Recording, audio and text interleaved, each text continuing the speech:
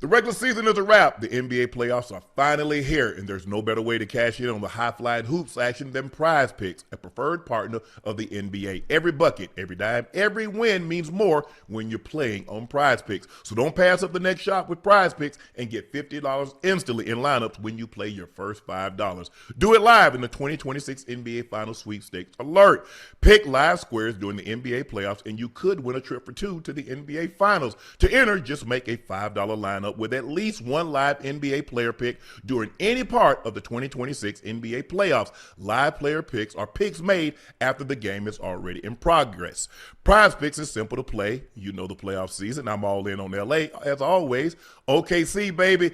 LeBron is going to light you up more. Get on the action at Prize Picks is now available in all 50 states, including California, Texas, Florida, and Georgia. Download the Prize Pick app today. Use code Shannon to get $50 in lineups after you play your first $5 lineup. That's code Shannon to get $50 in lineups after you play your first $5 lineup. Prize Picks, a preferred partner of the NBA.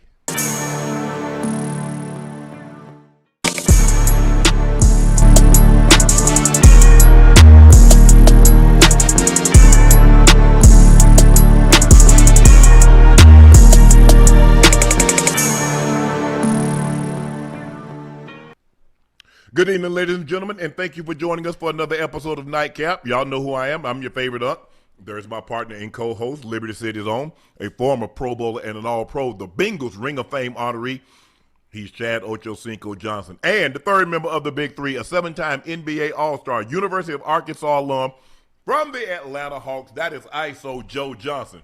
And joining us, our special guest tonight, the 1981 Finals MVP from UNC Charlotte, Cedric Cornbread Maxwell. Bread, thanks for joining us. Well, guys, thank you for having me on. I said this a little bit earlier. Shannon, God bless you. Done let the grade come in now. We both can't fool people no more. It's time for it to come on in. Joe, look, you're trying to scratch something. Joe, you can't scratch it in, baby. I got a little something, Bread. Bread, I got a little something down there now. Yeah. That's Ocho trying to hide his shit. Nah. Yeah, he just cut his off. He can't grow no hair, so he just let it go. Listen, I'm which young. is a good thing. Please make sure you hit that subscribe button. Please make sure you hit the like button and go subscribe to the Nightcap podcast feed wherever you get your podcast from. We would like to thank each and every one of you for your support and your continued support, because none of this is possible without you. Joe, Ocho, and myself would greatly like to thank you for helping us have the success that we've had thus far. Again, we had two shows, both of our shows. Nightcap was number 10 this week. Nightcap was number 17. Two shows, Shay Media in the top 20, and we can't thank you guys enough. Not just sports, two shows in the top 20 of all genres, of all the podcasts in the world on YouTube, Nightcap and Club Shay in the top 20. So thank you guys for that. Those looking to purchase a bottle of Shea by Laportier, head over to LaportierCognac.com. If it's currently unavailable in a state or city near you, as you can see on your screen, it comes in two sizes. We have the OG, which is the $750, but we have the Junior now, which is the $375. Same great quality, same great taste, same smoothness. Please drink responsibly and stay safe. Well, the Spurs look like the Spurs tonight as they beat down the Minnesota Timberwolves 133 to 95. They handed the Wolves their largest postseason loss ever. Headed home, Minnesota's tied up, so they have to feel good. They got the first game. Greg Popovich will reportedly be involved in this. He was reportedly involved in this film session after the game one loss. Spurs beat writer Matthew Tynan reported. Joe, we're gonna go to you first, and then we go to you, Bread. the Spurs, how were they able to get on the track and make it look so easy tonight? Hey, when you think about it, fellas, it's like a wounded dog, bro. You corner a wounded dog, hell, he got to fight you. He got to bite back. You know, I think the Spurs were wounded and they knew it. You know, by giving up game one, you could tell by the thrust that they play with today. Meaning, I think Wemby is the catalyst. You know what I mean? By him playing with force offensively, not just when he got the ball, but when shots go up and he's able to get in there and initiate contact, get tip backs, get tip outs to where they get extra possessions, that works in their favor a lot. So I think with him understanding, you know, the game and how everybody's going to be physical with him, you know, he's starting to adjust. And I think as the playoffs goes along, you know, he'll continue to adjust and get better. But I just thought the Spurs wanted it more. The T-Wolves came, they did what they wanted to do. They wanted to win one game, fellas. They got one game, now they just got to take care of home court. Well, I believe that one of the things that happened is that the Spurs hadn't put their toes really in the water yet. Joe, you know how it is when you go into playoffs. You guys know how it is. You go one step and you go deeper, and then by the time you get deeper in the water, you're like, man, this is different. The Spurs, the first couple of times they played, you know, it's a different environment. But as you go deeper in the playoffs, every shot, every rebound counts, and they weren't used to that. Then all of a sudden they were like, oh, they snap back in, and they're just a better team. They're a better team right now than Minnesota. But because they're a young team, I think it was a little stage fright. You know, when you get up there, you know, I don't care who you are. We've all seen guys who are great players in this league kind of get there, and they're like, damn, Joe, here, you take this ball. I don't want to shoot this ball. Yeah. So I think that Wemby has to take charge of his team, get them on his back, all those young players, because they're young, they have to get together and just play with force. If they play with force, they're going to win the basketball game. They're going to win that. Absolutely. When I look at this team, when I look at Minnesota, I think Wemby scoring in these playoffs is more important than his defense, because they're a different team when he scores. Yeah. We've seen him get 15, 16 rebounds. We saw him have a triple-double with blocks and rebounds. But when he scores, they're a different team. They're almost unbeatable.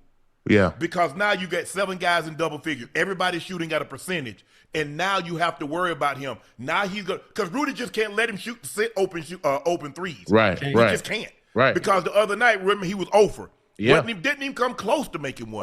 Joe, you said he's got to look. If Rudy don't leave him unattended, he's got to make 3 or 4 of those to make him come out and say, "Okay, you want to sit back there and think I ain't gonna shoot it? I'm gonna shoot it." Make him come out. He's gonna get his blocks, and even if he didn't get blocks, you saw a couple of times guys had it and they short. I'm like, yeah. I know you about to throw it up out of here, and I don't want that to happen. But I just thought the way he played tonight, scoring the basketball early, and he did a great job, because I watching him warm up. You saw Bismarck Biyombo. He was pushing, hey, this is what you're going to face in the game. Yeah. They're not going to call this. Maybe they called it in the regular season, but they're not going to call this in the postseason. I thought he did a great job of anchoring himself down. I thought he did a great job of spinning off, getting to the rim. Ocho, you watched this game the other night, Minnesota win, and it looked good, and they had a shot. Even the Spurs, as bad as they played, still had a shot, Joe, to win the game. Dylan Harper had a 3-point shot at the buzzer. That would have won the game. But they blow them out tonight by 38. Ocho, what did you like about what you saw from San Antonio? And now, even though Minnesota tied it up, they're going back home. They still home court. How do they consolidate it and make sure they get that first win back in Minnesota? Listen, Wemby was a difference, Unc. Wemby was a difference. I thought the Wolves would have took the formula that they did in the first game and used it exactly the same way in this game. I think one of the few problems that they did have today is actually Wemby. I'm just calling it the alien. The alien getting goddamn what's tall buddy name? Getting him out there in goddamn space. Rudy. Rudy Gobert? Oh yeah, getting Rudy ass out there in space, knowing for one, he got him at his mercy. And he went 0 for 8 last game. This game he was 2 for 7 from 3, but he had I think what he had. Wemby had about goddamn 19 points. Hey, that 15. brother Castle. Yeah. Boy, he got a mental edge over everybody, boy. Hey. That's the way he played. He's so aggressive. He's so aggressive on offense. He's so aggressive on defense. I wanted to be a little more cautious. To get himself in foul trouble a little too soon. A little too soon. Outside of that, man, them goddamn the Spurs look like a completely different team. Up by 30. By 30, I'm like, well, what the hell? What the hell did the Wolves not do this game that they did the first game? Made shots. Yeah, the Spurs didn't make shots that first game. Y'all know, man, it's a huge difference. Especially for young teams. If they make shots, they just play a little damn harder. That's just how I go, bro. You know what I mean? And the Spurs is still a very young team. And everything revolves around Wemby. I agree with you, Unc. When Wemby plays good like this, I think offensively it helps out because it opens up the floor a lot more, and he's a lot more dangerous, and you start to take your focus off some of those guys around him. And he's a hell of a playmaker, man. At 7'5", the way he handles the ball and passes and make plays. But defensively, if he locks in like this, plays with that aggression and that thrust, that is going to take to continue to advance, bro, they going to be dangerous. I think what's yet to be seen is how great can they be on the road. That dude you're talking about now, Wemby, he's a generational player. And we look at players, and I've said this all my time around. We've seen the league change. We saw it change with Will Chamberlain. And then we saw it change. Then we saw Steph Curry change the game. Now this big damn 7-footer, he changing everything in the game. And Shannon, you talking about scoring? Yeah, it'd be good for him to score. But when you close the basket like that, I don't give a damn what you do. When you make it so tough that every time you turn around, all you see is this guy. I'm sure if I was right now one of the Timberwolves, as I'm gonna say like you, Ocho, I see in that man my goddamn dreams right now. Every time I feel like he opened the door of my house, I'm like, damn, he let me in. So I think that's the thing when you talk about him scoring, but his mainstay needs to be and continues to be that he is the defender that he is. Because Shannon, as you said, when he starts blocking shots and you start going to the hole, man, you're looking for him. And very seldom we've seen this in this league that a guy can play on both ends well, but he dominates as well as Olajuwon. And I thought Olajuwon was the best I've ever seen. And dominates on both ends of the floor. Yeah. He dominates even better than Olajuwon. I played with Olajuwon one year, but Olajuwon dominated the game better than anybody. Wemby is going to take that over. It's going to be crazy. The reason why I said, because here's the thing. He doesn't even have to try in defenses there. You know how some guys just have that, like, I ain't even really trying to score the basketball. And they can score. Jordan can score in the sleep. Kobe can score in the sleep. There are certain guys that even on a bad night, they're going to hit you for 28. Now, you mess around and you piss them off, and you a little slow in your rotation, they're going to get 40. Hello. That's Wemby. Hello. He's going to alter shot. He's probably never going to – I mean, think about it. He only played – how many minutes he played tonight? He played 26 minutes and had 2 blocks. If he plays anything over 30 minutes, he's going to have 3 to 4 block shots. That's without even trying, just because he's 7'5". And some people going to be foolish enough, I ain't afraid of you. What? I still ain't afraid. What? Okay, maybe not. Hey, you take it. And when he scores, look at when he started to score, how the lane and how the basket opened up for everybody else. Yeah. Look at what Castle had. He was 6 of 10, 21. Vassell didn't shoot the ball very well, but De'Aaron Fox was 5 of 10. Champagnie got hot in that third quarter and started knocking down threes. He's 4 of 6. So everybody got hot, and the ball the floor just opens up. When Wemby does what he does offensively, they're going to be a very, very hard team for the Timberwolves, and the Timberwolves going to have to play damn near perfect. Yeah. They're going to really have to play perfect because it's going to be hard because to stay in front of those guys. And they got so many guys, the difference is going to have to be Drew Randall because he's the one that has the advantage. Yeah. Hey, I agree with you on that. I think, obviously with Wemby playing pretty good offensively, the other guy that's more importantly for San Antonio is De'Aaron Fox because he is one guy who has the ball a lot, but I know they got McDaniels on him, but he can create and make plays. And when he asserts himself like he did, I know he went 5 for 10, had 16 points, but that's better than going 3 for 14. They need that efficiency from him. Okay, Ocho. Castle, I don't necessarily worry about. I feel like his defense kind of thrives so much that it kind of gets him going offensively because he gets wide open shots, slashing, getting to the basket. He's so crafty. I just think San Antonio have so many guys that if all of them play well like they played tonight, which they ain't got to be great, just play well, they always gonna have a great chance of winning. Versus Minnesota, they're gonna need somebody to explode every night for them to have a chance to win. You know, when I think about it too, Unc, Joe, and Bread, and I look at this series, right, and Wemby being the one difference maker, obviously having a supporting cast that can also play well. I think the person for the Wolves that needs to make it happen every single night for this series to go in their favor would be the most ideal candidate that nobody else wants to be, and that would be Rudy Gobert. He has no choice but to be the difference maker and make it as difficult as he can for Wemby. I know, listen, you don't want him down there in the block. Out there, you have no choice but to press him on the perimeter. Even if you can't move, somebody got to come help. Somebody got to do something. Hey, Joe, it's all about matchups, right? Who's the only weak link? The only weak link is Rudy. The problem you had, Ocho, Rudy Gobert and Wembanyama, they move totally different. Even though they both 7-footers, Wemby moved like a guard or a small forward. Hell, Rudy moved like a 5-man. He moved like an old school big. Hey, them slow feet don't eat, bro. You know what I mean? Like, for real. So I think that's challenging for Rudy to guard out there on the perimeter like that. Now, inside the paint, he could try to make it difficult. You know, but for the most part, he gonna be at a mismatch almost every game, man. Especially if Wemby making shots. I believe you're right, because you look at the last series they were in, and when he had to go against the Joker, he has a big size, a long arms, he can get up. Joker has slow feet. Joker's feet are like my feet right now. I'm 70.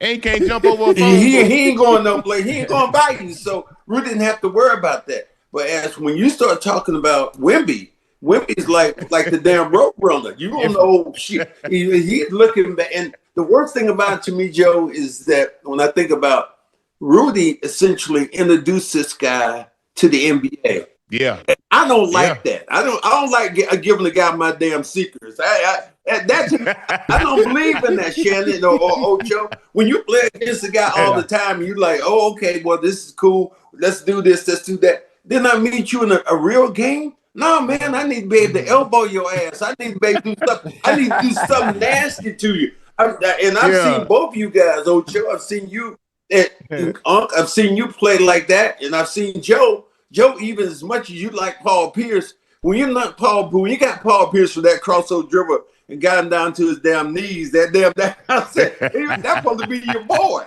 But you went at it. So that's what I look at. He's giving them the keys to how to beat him, and that is unfair when you think about guys you have to play against.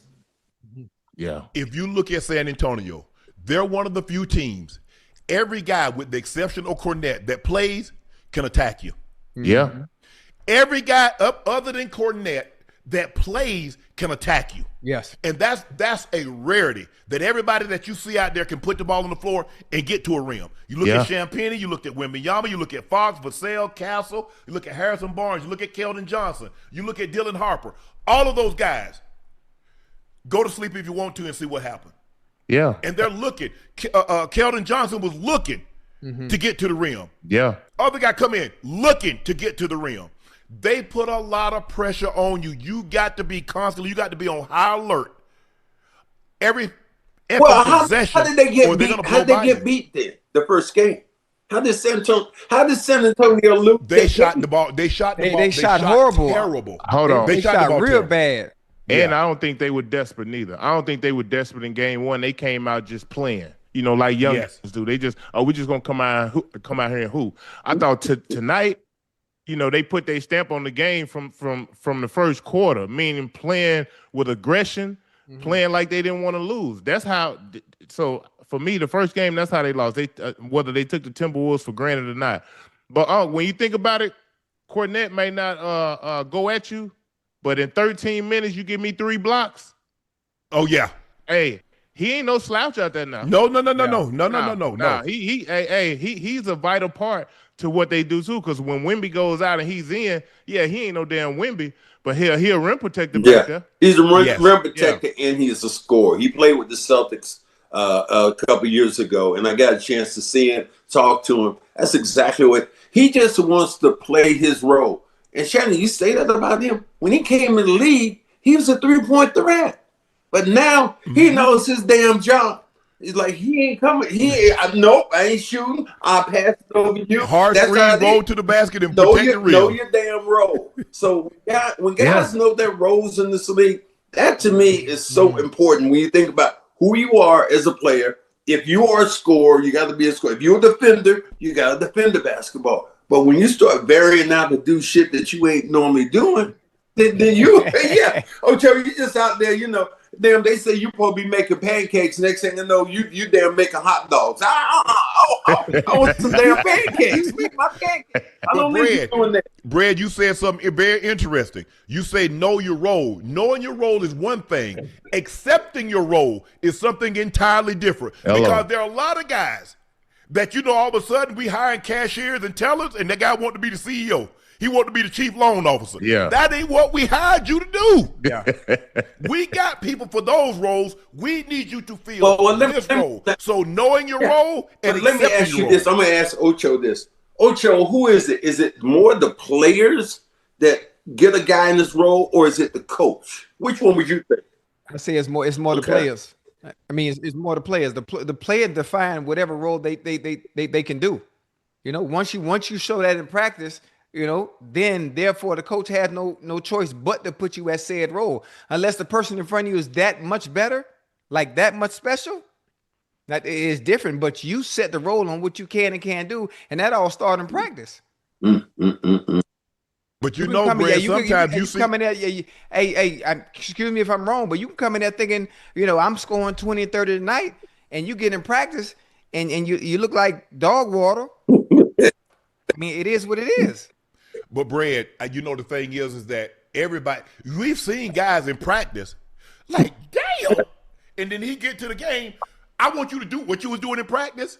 That's what I need you to do right now. But they can't. You see how you put it on? 1-2, and you to the basket. Yeah. 1-2 pull up. Mm-hmm. Whatever you did in practice, whatever you ate that morning before you came to practice and did that. But that's why they call some of those guys practice players.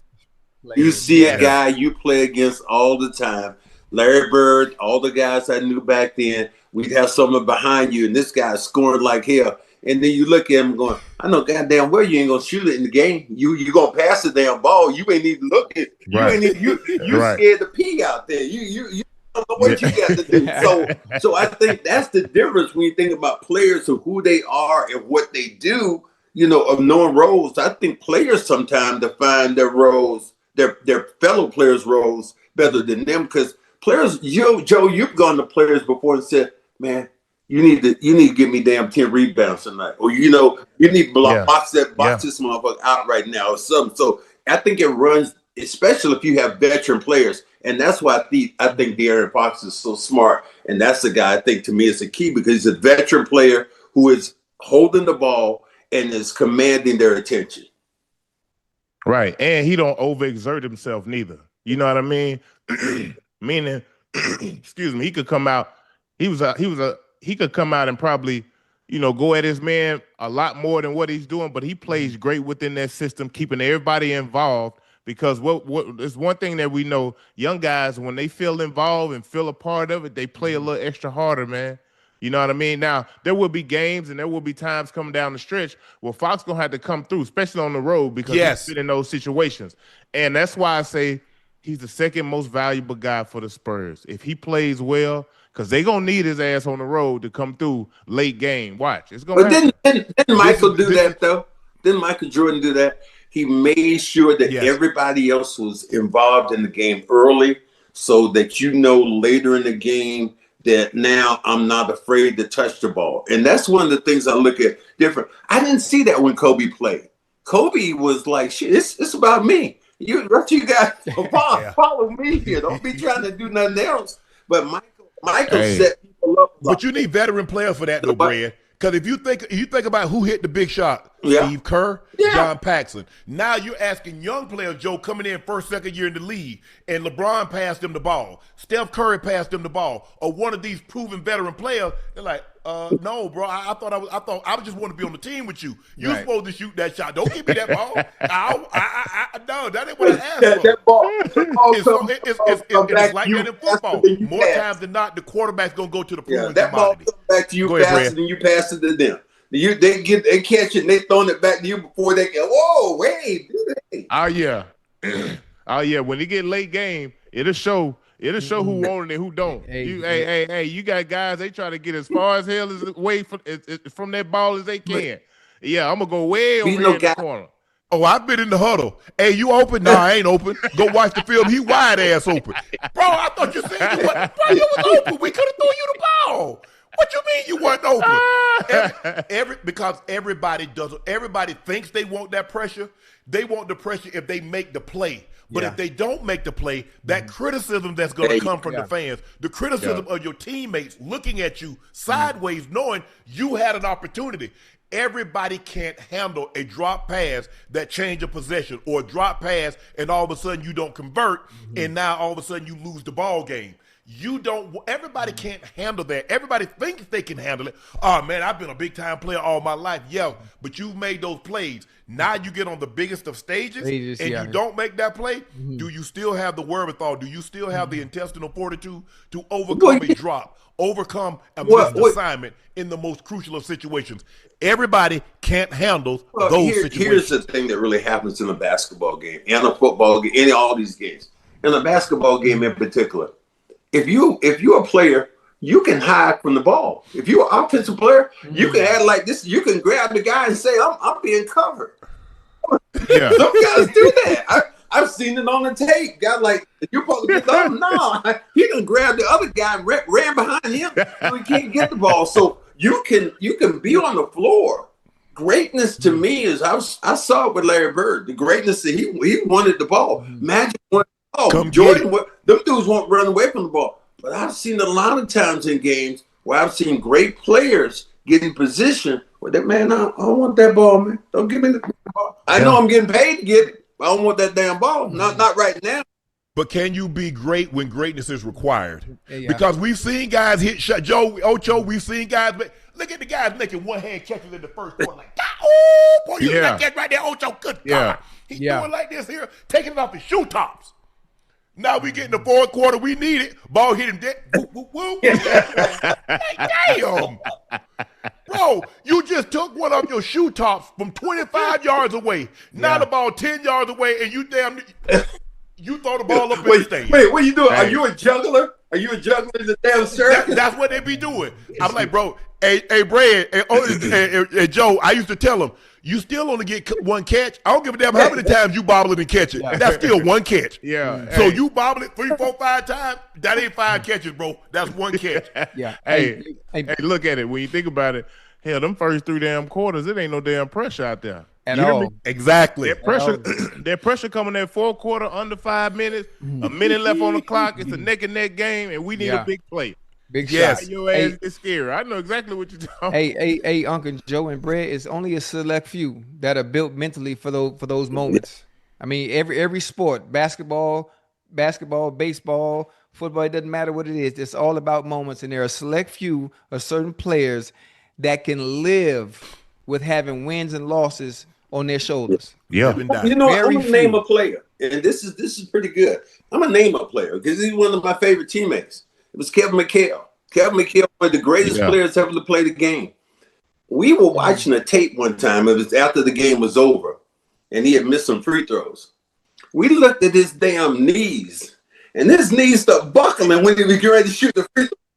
We were like, what the hell? And you can ask him today. He'll laugh if you ever see him anytime. But that day, he didn't want it. He didn't want it. He's one of the greatest players ever to play the game. So I don't care who you are. I always say this: pressure bust pipes, buddy. I don't care who you are.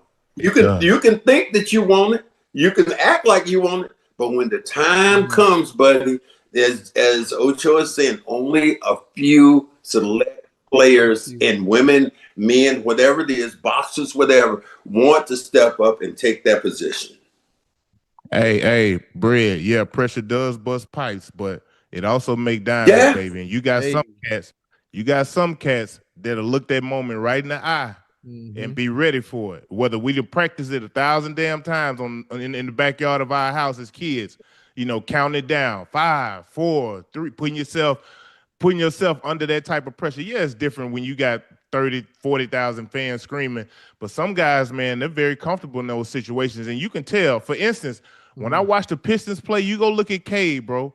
Hey, when he get thick, Cade running to the ball. Hey, give me the ball. Get your ass out the way. I got this. You know what I mean? I enjoy watching stuff like that because you see so many guys who are great and they will run from that moment. You know what I mean? So I understand what you're saying.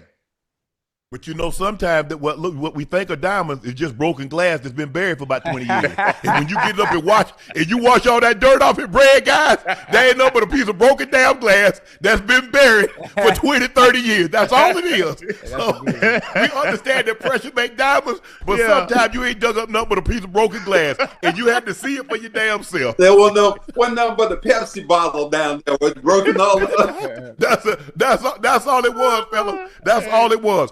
And I think the thing is that in pro sports, especially like basketball and football, you so wide open. It's there for everybody to see.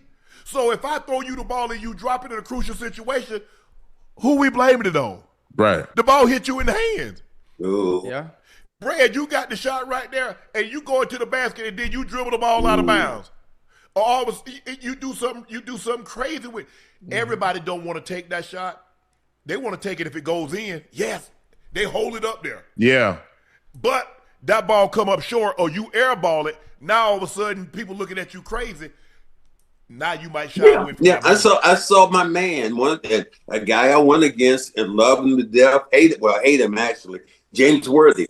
James Worthy threw the ball. The Lakers were at 1 game to nothing. They had the ball. They gave it to James in the backcourt, and he didn't want to get fouled. So he threw the ball up. Gerald Henderson stole it. James Worthy later on said, hey, I didn't want that ball. I didn't want to get fouled. James Worthy was one of the top players that ever played the game. So, as much as I hate him, but I still got to give him his credit, although he played with the Fakers. I still got to give him his credit as, who he was. But that particular time, he didn't want that ball. He did not want it. And that's the thing about great players' greatness. Moments will always elevate, and you'll know who you are as a player. Yes, sir. Yeah. So who you like, Joe? Who you like for Game 3? You like the Timberwolves going back home to be in their building? Crowd's going to be crazy. They did what they wanted to do. It had been great to get 2 games, but you got 1. You snatched home court. Now can you consolidate it, Game 3, to really put the pressure on this young Spurs team? Yeah, I like the Timberwolves going back home, Game 3. Man, you like I always tell y'all, and Bridge, you know this, in the NBA, bro, it's a fine line between winning and losing, especially in the postseason. 1 minute, you can feel like you got it under control. The next damn minute, you're like, damn, it's hard for us to even get a win. We got to try to find a way to get a win. So I'm not going to put too much on this win from the Spurs. I just thought they were the more desperate team, but I think it's going to be some trying times going to Minnesota trying to get a win. It's hard playing in that arena, bro. And if Minnesota can some way, somehow, miraculously get a little more healthier before Game 3, because that's the biggest thing for Minnesota. Ant-Man ain't healthy here. You can see that. Aaayyy he gave it a go, but man, you got to get these guys. They got to get healthy. But I think regardless of that, it's gonna be hard for them Spurs to win in Minnesota. I'm going the opposite way. I'm thinking the Spurs go in that game and they win that game by 20. In their third game. And the reason I say that is because I just don't believe in Minnesota. I don't think they believe in themselves enough right now at the end of the day. When you're playing games and that you keep them close, that to me is a sign of who you are. But when you let go of the rope and you're just happy to get back home, and I think Ant-Man's one of the greatest players out there. He got a nice supporting cast, some of the guys out there. But I just think that Wemby comes in, he's going to shut that arena down, and especially for that third game. And it's critical that Minnesota gets out early and gets that crowd involved. If they don't get that crowd involved, and we saw that. You saw that when Luka went there and took the heart and soul out of that building. That he just, I mean, who was that? I think it was Snoop Dogg sitting on the front row. Luka was talking shit to Snoop, talking shit to anybody around there, and took the heart and soul. And Minnesota sometimes doesn't fight like that, and they're going to have to do that this time. Yeah. The Knicks take a 2-0 lead over the Boston, over the don't Philadelphia say that. 76ers. God, Thanks to a 108-102 victory. victory. Jaylen Brunson was Jaylen Brunson when he needed to be Jaylen Brunson. They had 3 guys with at least 20 points. OG Anunoby is still playing unbelievable basketball. He had 24 points. Cat had 12 with a double-double, 20 and 10. Mikal Bridges had 18, 9 of 13 from the floor. And Jaylen Brunson struggled with his shot, but when he needed to be great, when he needed to make shot after shot after shot, in the last 2 minutes, they put the ball in his hand and he delivered. Ocho. Yeah. Hold on. Let's see. Paul George, Andrew Drummond, Kelly Oubre, Tyrese Maxey, Edgecombe. I'm listening to somebody. Who you missing? Paul George, Andrew. Drummond. And B was hurt. His knee. What you mean? He wasn't available. Listen. I know. We talked about that. We know. I understand. I told you how special he was when he did play. That was my feedback, right? We played 9 games. The 76ers played 9 games. He's missed 4. Okay. In the postseason. Let's stay on. Hold on. Let's stay on track and let's focus. Go ahead. We got the Knicks. That's your team. Go ahead. Let me get you together. Hey, Joe. Yeah. Because you was with Unc too. Talk about Cat couldn't do nothing with goddamn Andre Drummond and goddamn Embiid. So he gave Embiid that worked the first game, and then he had Drummond this game. Boy, what Cat look like tonight, Joe? He looked good, Ocho. I can't hear you. Say it one time for me. He looked good, brother. Matter of fact, he didn't live by the 3. He hit one of them. He was 1 for 1 from 3. But where he got his points at, Joe, in the what? From He free throws. He got shot 9 free throws. Yeah. Hey, how'd he get to the free throw line? By doing what? He being aggressive. Thank you. I told you I talked to Cat before this goddamn series. I told him, you heard what Uncle Joe said? Go out there and show them boys you could do it, boy. You hear me? Don't let him make you one-dimensional. And he's showing you he could do it. You guys forgetting something here. Mr. Big Hat himself. That guy, I would hate to buy him a hat, but Brunson, god damn, he start throwing that head around and hitting you. God, they always get people for throwing their elbows and stuff. That boy leaned his head into more people than I've seen, in a long time. But he gets it done. And I'm amazed, you think about trades, how Dallas missed out, and they had him and Luka in the backcourt together and decided to make a decision and let that boy go to New York. And he's exactly what he has, the spirit in him. That dude right there is a leader. That's the leader of them. When he plays that way, everybody else follows suit, man. We can talk about Cat. Cat can do what he wants to do. But I really picked Philly. I thought Philly would play much better because I thought Embiid, the way they played against the Celtics, and the way Paul George got back in that machine and went back about 10 years, I thought that the 76ers going to give them a fit. And hold on, Brett. Don't feel bad because them two right there, right there by your side, they picked Philly too. Hey, hold on. They picked Philly too. When you look at it, they are a way different team when they play without Embiid. There's more space, the pace is a lot faster, and they're less predictable. Yes, Maxey is the head of the snake by him putting pressure on that defense, attacking in the pick and roll. See, when Embiid is there, the lane is always clogged because his big ass ain't leaving the paint unless he's setting the pick and roll because he wants the ball every time. Y'all know it? Yep. Yes, sir. Y'all know it. So he ain't sacrificing just to be on the 3 to where Max can have these lanes, where Edgecombe can have these lanes. And I also think without Embiid playing, the psyche of the guys, especially Paul George, they know they have to assert themselves a lot earlier in the game. If you see, Paul George came out cooking with grease. He wasn't playing tonight. You know what I mean? Like he was getting right to it. I just think they're less predictable like this. They're a lot faster, and the game seems a lot more fun for those guys without Embiid. Now, I'm not saying they better without Embiid, but I'm just saying they played games to where they look pretty damn good. Look, I mean, hell, they ain't lose by 30. They were winning at the end of the third quarter, fellas, going into the fourth quarter. Yeah. They were winning late in the ball game until I thought they started taking some ill-advised threes. They got tired. I didn't think those threes that they were taking, Joe, I didn't think they were necessary. I thought they could have got a better shot than what they were getting. Yeah, because you're right, because the Knicks didn't have any rim protectors. There's nobody boxing. Nope. Nobody was at the rim. So you should have been attacking if you were the 76ers attacking the rim. And they didn't do it. You played into the hands of what the Knicks are. And now that the Knicks have got you down 2-0 and they're going to your building, man, it's gonna be rough because you're gonna have Ocho and everybody else gonna be sitting in the damn front row and screaming, yelling, damn Knicks fans, boy. I mean, some of the most arrogant asses I've done seen. They come to your building, man, and they gonna turn your building out. So if you're the 76ers, you better make sure Embiid is there. You get him on the box and let him be. And we can talk about it, but when he's dominant, he's the horse in there. Then everything else to me, you might not get as many shots, but boy, he was so dominant against the Celtics that I had damn nightmares over there. I wanted to come. I wanted to come off the damn bench and guard him, and I ain't played in the damn 30 years. I like shit. Let me at him. Bread. What if you only got an opportunity to eat if Joel Embiid played in an NBA game? People gonna think you on that Zempic. You be skinny to the move. Hey, but even with that, right?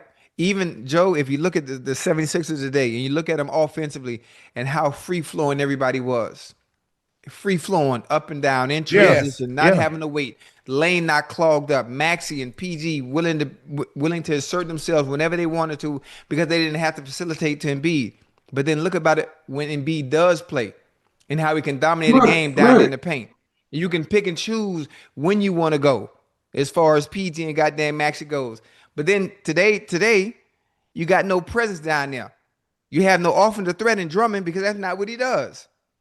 Well, I think the thing is though, Ocho, if you look at game one, Joe and I thought they went to Embiid too early, too often. Yeah. And it threw everybody off kilter. Right. Now, right. yeah, it'd have been great to have him in a situation tonight. So now we don't have to force threes. We got a big guy down on the box. And now if you have to come help, he can kick and get you a wide open three. I thought they were taking threes with hands in their face. Yeah. I mean, Paul George had it going. And I think the thing is what happens is sometimes is that you make a three or you make a couple of threes early, Joe and Brad, is that you think the three going to be there late in the ball game. And so you take some unnecessarily. Yeah. That's the problem. And see, my thing is, and I've never said that Joel Embiid wasn't great, but it's going to be hard to win a championship with him because you don't know how available he's going to be and how often he will be available. Because here it is again tonight. You're like, oh, man, we got an opportunity to get this back.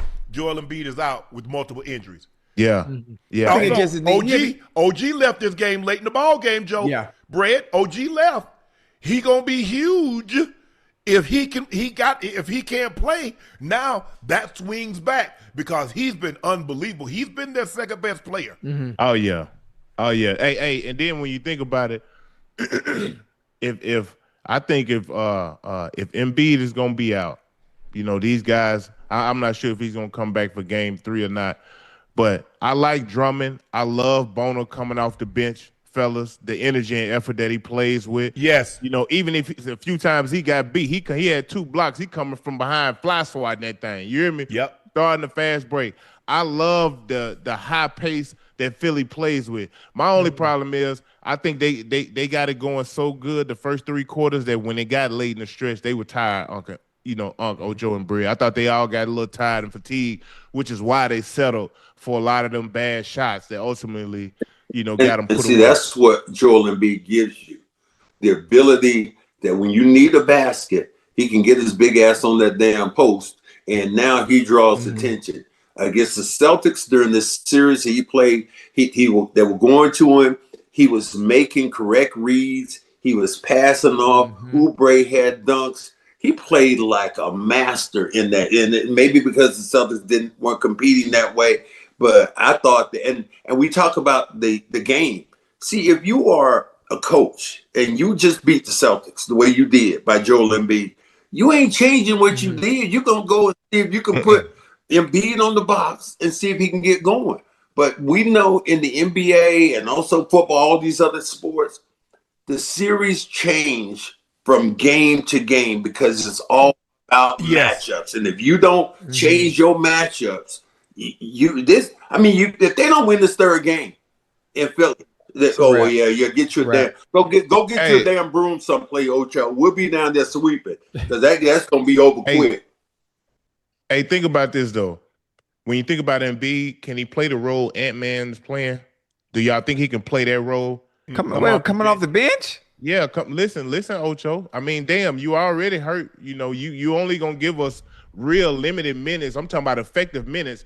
Come out, play limited minutes off the bench, and in the fourth, when we really need you, maybe you got a little something in the tank. It takes a different type of guy, a different type of star, bro, to be able to do what Ant-Man is doing, coming off that bench, accepting that role, and not overdoing it. That's all I'm saying. Yeah, but think about when you get a Joel Embiid, when he warms up, you guys know right now, if you warm up with a damn horse and you let him go over there and sit down, he's gonna be cold as hell. You can't expect him to start going well in the third and fourth quarter. So when a guy like that warms up, it's like they were saying to me, "Oh, well, do you think that when Jason Tatum comes back, you're gonna bring him off the bench?" I said, "No, he done warmed up. He warmed up and did all these drills and all this stuff. Yeah, you put him in the game and let him play." Joel Embiid's the same way. Now, what you can do, Joe, I think you start him, and then you start limiting those minutes, and you take him down some, and then you have him more fresh for the fourth quarter. I would like to do that, but I don't think he's going to be able to get started, be cold, and then come off, and then get some things going in the fourth quarter. I don't think he can do that. Nah. I mean, you look at Philly, they only played 8 guys. PG played 43 minutes. Oubre, 40 minutes. Maxey, 47 minutes. Edgecombe, 40 minutes. So I can see, Joe, at the end of the game, them legs heavy. Yeah. The game was played was up at first. The game was up and down, and then it kind of slowed down. But the problem is, if we get Embiid, y'all know the first 4 or 5 touches, y'all know where the ball going. He gonna touch it. Yeah. Yeah. But are you gonna stop him though? That's the thing. Are you gonna stop him? Well, the thing, Brett, it ain't even about stopping him because it's just gonna it's gonna clog up the paint, or it's gonna have everybody else around them kind of stale. They don't play with that same type of enthusiasm. It ain't flowing like that. Hey, when the coach draw the plays up in the huddle, the first 3-4 plays going to Embiid. Hey, guys just out there. They ain't even, you know what I mean? It's a big difference, bro. Hey, but look, I like the kid Barlow, who came off the bench for Philly. The big guy, I thought he played great. Yeah. And I like Bona. It ain't like they ain't got bigs. Hell, you got Drummond too. But I just think with Embiid, man, you can't bog him down with 35. Yeah, that's really the key. That you cannot make him play 40. If you can make him play someplace around 25 minutes, 28 minutes, I think that's when you get the maximum from him. Anything over that, I think Joel Embiid, and because look, he's been out of basketball, he's been away for the longest time. I'm shocked that he came back and was able to play because I had a hernia operation. They told me not to laugh, not to move, don't do shit for 2 months. And I'm like, he had this operation and he's playing the NBA game. I was shocked to see him out there. And to be as effective as he was, I was shocked. I was shocked. And think about how many minutes he had to play in that Celtics game. They redlined him. Yeah, he played 40 plus because they didn't have no choice. And then to flip it around and a day later, when you've been out the amount of time that he's been out, and you know his conditioning. And see, that's when guys get hurt. When you get fatigued, that's when guys get hurt. Yeah. Yeah, that's why I say you got to find a way to kind of minimize his minutes. Now, his ass ain't going to be happy because y'all know the stars in this league, they don't like sitting down. You know, they don't like when you cut their minutes, especially if they kind of got a little back and forth with somebody on the other team. You know what I mean? So he ain't gonna be fine with just playing in 3-4 minute spurts here. He gonna be pissed off. But you gonna need that, bro, to keep him fresh in that fourth quarter versus, you know, bogging him down. And then when you get to the fourth, you wonder why he tired, why he walking down the court. I just think without him on the floor, man, the energy and the pace is so much more faster for the Sixers, and you can tell the guys really enjoy playing that way. Hell, the game fun. We all touching the ball, penetrate, kick, pop, the ball popping and hopping around the horn. We all shooting three. Yeah, it's fun like that versus coming down every damn trip, Brad. You know, damn, we just throwing it down at a big fella. Hope he pass it out here to me. Hey, man, damn. I mean, I'll ask you guys a question. And Jaylen Brown talked about it. He put it on his podcast. He said, He said Joel Embiid is one of the best players in the NBA. But he said he's a damn flopper. And I was like, yeah? Because every time he gets around the hole, I ain't never seen a big guy go down that many times. I don't give a damn who it is. I ain't never seen him. I mean, a guy who weighed half his weight, he come and bump into Joel Embiid. Joel Embiid just go flying backwards, man. So they need, and the NBA already said, hey, we're going to fine you for flopping. They ain't flying him. Oh, wow. Thank you, Shannon. Thank you. Thank you. So you're saying the refereeing changes during the playoffs? Yeah, they let him play. It ain't happening. Oh, yeah. But I thought the Knicks, look, when OG was great all night, Mikal Bridges made some big shots, but you know what it is. It's Brunson. They're gonna put, and I thought Edgecombe did a great job. He had 26 points, Joe, but it took him 21 shots. 21 shots to get. I can live with Joe. I can live with that. I can live with that. Man taking 21 shots to get 26 points. Yeah. Now, you would like to see him, okay, you're going to get 26. Let's get to 26 before the last 2 minutes because I don't need you to get 4-6 of those points in the last 2 minutes of the ball game. Right. Because that's when he kills you. You've done a great job on this man the entire night. I agree. But when he got to have a basket, when he got to make a play, he's going to draw the contact or get to the line or he's going to put the ball in the hoop. It's really that simple. There's a region. Didn't he win the clutch award this year, or did Shea win it?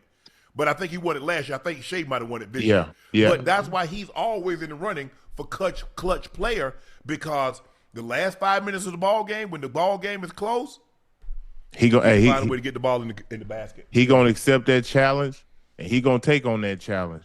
And for me, man, the Knicks. Probably, obviously, they third most important player or one of the most is OG, bro.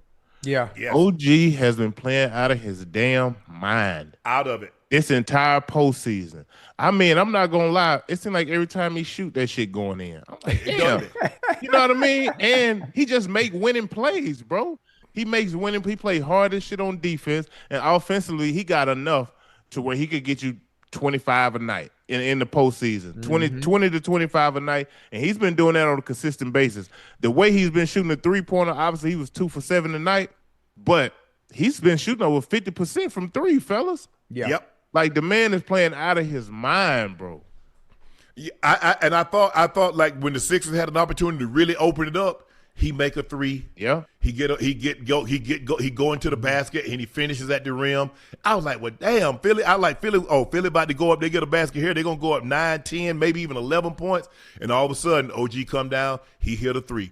All of a sudden, he make an outstanding defensive play, and they could go down and score on the other end. He's been playing winning basketball. That's what they got him for. They got him in New York because they wanted to deal with those twins up in Boston, JT and JB. Yeah. They said, we got to have somebody that has the physicality, has the quickness to stay with him, and can maybe offset. Now, he probably ain't going to outscore JT because we know JT can go get 50. We saw him in a Game 7 go get 51. So we know he can put the ball in the bucket. And now JB has taken even another step. Probably going to be looking to get his own team, Brad. He might well come on back. He might well come on home then. Hey, Brad. We gonna home at, Joe? Hey, Brad, you know how that go. Brad, you know how that go. You get a little taste of playing. Hey, it's your team. You get as many shots as you want. You get to shoot it whenever you want. Man, hey, I've been the MVP running. They ain't never put me no MVP running, Brad. Hey, they say I'm one of the top 10 players. Oh, okay. I like where that sound, Brad. Yeah. Hold on. Hey, can you still be that if you lead a team that you own? Now you got to understand, as great as you are, it's because your supporting cast is there too now. Well, he carried these guys. He carried them. He is an MVP finals already. He was one of the top. He was the top 7 guys in the NBA this year. I just don't think the Celtics are going to want to do that. I keep hearing about, well, maybe they make a trade and they get Giannis, send him to Milwaukee, and you get Giannis with JT. Jaylen Brown is a beast, man. He is a beast. He's a beast. He's an intellectually smart player. He is probably the best. He said it. I'm the best two-way player right now in the game. And when he defends like that, this is how bad it was in Boston. Boston was so bad that they had JB guarding Embiid on the post. I'm like, what the hell y'all doing? Man, I'll weigh you about 75 pounds. So you asking a lot of that dude, and you wanted him to carry the weight. But I don't know. It's going to be interesting to see what happens with all these teams right now, with all these different players that we talk about. And I mean, even to the point where I think about the Steph Curry. Does he finish right now in Golden State? If you're Golden State, we look at all these great players. He ain't got no chance to win it in Golden State right now. No, they don't win. So do you waste these last 3 years, 4 years by him staying where he's at? Or do you make a move right now? And Joe, please don't tell me about them Atlanta Hawks down there after what they. Come on. I ain't never seen the first grade team play like that.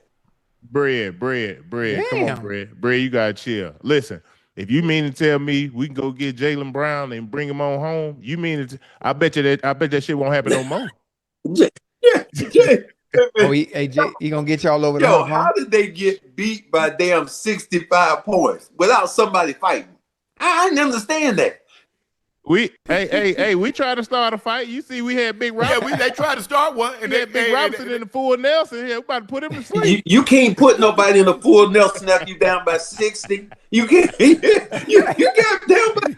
I've never seen it. I'm looking at the scores going. I saw 50 something to 14. Next thing I know, there was 70 something. And then I looked at the hair. I'm like, they had only scored 30. They had 39 points. And the Knicks had damn 96. I was like, are they still playing out there? Or is it just, what the hell happened down there? I got to get on Dominique's ass. When I see him, he's always talking noise to me. Yeah, these Atlanta Hawks. Man, them damn Hawks, man, them won't know but some scarecrows at the end of the day. Oh, man, come on, Yo, you saw the game. You saw the game. What am I missing something? Am I telling you something? Nah, we were bad, Brad. We were bad. Very bad. You know when that thing go bad, and sometimes, especially in basketball, when that thing starts, when that one push and a 10-point lead goes to 25, and the next thing you know, you look up, it's 45. It's over. The most 65. It was a damn 65. It don't go from 10 to 65 like that, Shannon. I get, but you go from 20 to 30. But you don't go from damn 10 to 65. Bread. The score was 51-19. So what you gonna do about that? You think you coming back on 51-19 and scoring 83 to 36 at the half?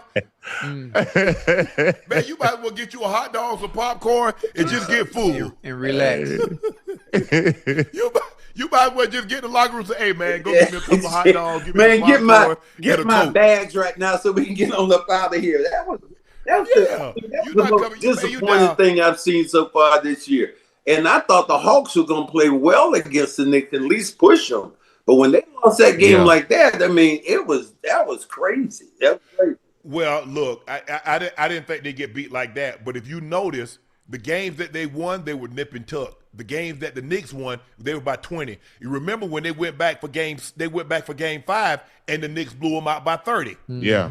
They come back home and they get beat by 50. But you remember in game 1, they got beat bad. Yeah. I'll give you that. I give you that, Shannon, but I'm still trying to do that damn math that you gave me a minute ago. You down by 10 and then you down by 60. Math don't work like that, man. No, but you know what the thing is, Brad, you know the NBA is about runs. And now with that 3-point shot, you get down 10, and the next thing you know, you down 19 because they done hit 3 threes in a row on you. Now you was down 10, now you down 19, you look it up. And now you turn the ball over because you're trying to do something, and before you know it, that thing it don't take long. Brad, you remember these games, and now with the 3-point shot, Brad, when y'all got a team down 20 points, these teams weren't coming back. You get down 20, 25 points in the first quarter, you next thing you know, you tied at the half. These guys shoot that 3 ball so well. Yeah. Now, if you shooting the 3 ball well, but if you're not shooting it well and you get down by 10, 15, you about to get blown out the building. It's gonna be hell. You get blown out the building. And that's what happened to y'all. Because y'all, I don't understand. I'm trying to figure out, y'all had a chance to take the lead with a 2. Why the hell y'all shoot 6 straight threes late in that ball game like that, Brad? Well, I'll answer that, Shannon, because that's who they are. That's their identity. You don't change. It's like if you go to the prom, Shannon, and you take this one pretty girl, but you see another girl over there, and you try to go get her ass, and then your girlfriend find out that you own her, then next thing you know, you going home, you going your hand with Mr. Fist. That's where you going back. Because you ain't no more happening. But they were But the girl I brought, she wasn't acting right though, Brad. What you want me to do? But they were the threes wasn't falling. So you better go take you some tools. They are a 3-point shooting team. The only person that they had that could go to the hoop at that particular time was Jaylen Brown. When you missed Jason Tatum was huge because Jason Tatum had enough size to kind of get to the free throw line. That's why they kept taking the threes. And I was, look, Peyton, would you live? I think I could live with Peyton Pritchard shooting a 3 all by himself in the corner. And he just missed it. So I'm dumbfounded because I still think the Celtics should be playing right now the Knicks. So I'm really sick about all that. This game tonight was unbelievable. He had 25 lead changes, the most in a playoff game in 11 years. He had 14 ties, and neither team led by more than 7 points tonight. It came down to the end, and this is what you want to see. Hopefully we get some games like this tomorrow. Ain't no guarantee. But the Knicks were – and that's what the Knicks does. The Knicks get you in a close ball game, and they put the ball in one of the best clutch players that's in the NBA, and he finishes it off. Wait a minute. You think that – I got to make sure I get this straight. You think that the Fakers, going to get close to OKC tomorrow? Is that what you saying? Absolutely. I said I'm hoping. Probably not. Considering Shea, this was the first game that Shea had. He scored under 20 in a year, and they still lost by 18. I'm not the most confident man. I'm not the most confident man. Tracy McGrady, a mentor and friend of Jaylen Brown, spoke on his podcast about Jaylen Brown's frustration with the Boston Celtics. Let's take a listen to what Tracy had to say. His frustration lies deeply within the organization and other things that, of course, we don't really have that details to. There's just been a lot of stuff, that I've been hearing just going on with the Boston organization with JB, so I think part of him is like, I showed you guys more of who I am as a basketball player, not only just, what I did on the basketball court, but the leadership that I displayed within, this team. And you've seen that, not having our, best player in JT. You've seen a different side of me and what I'm able to bring to the game of basketball. So all that stuff, I think just came into play with him and his frustration. However, before we go, Joe, this is what Brad, before we get your thoughts, JB responded, I hate that our president of basketball operations even had to respond to this. Me and Brad have a great relationship. I love Boston. If it was up to me, I could play here for the next 10 years. He added that this was his favorite year of his career.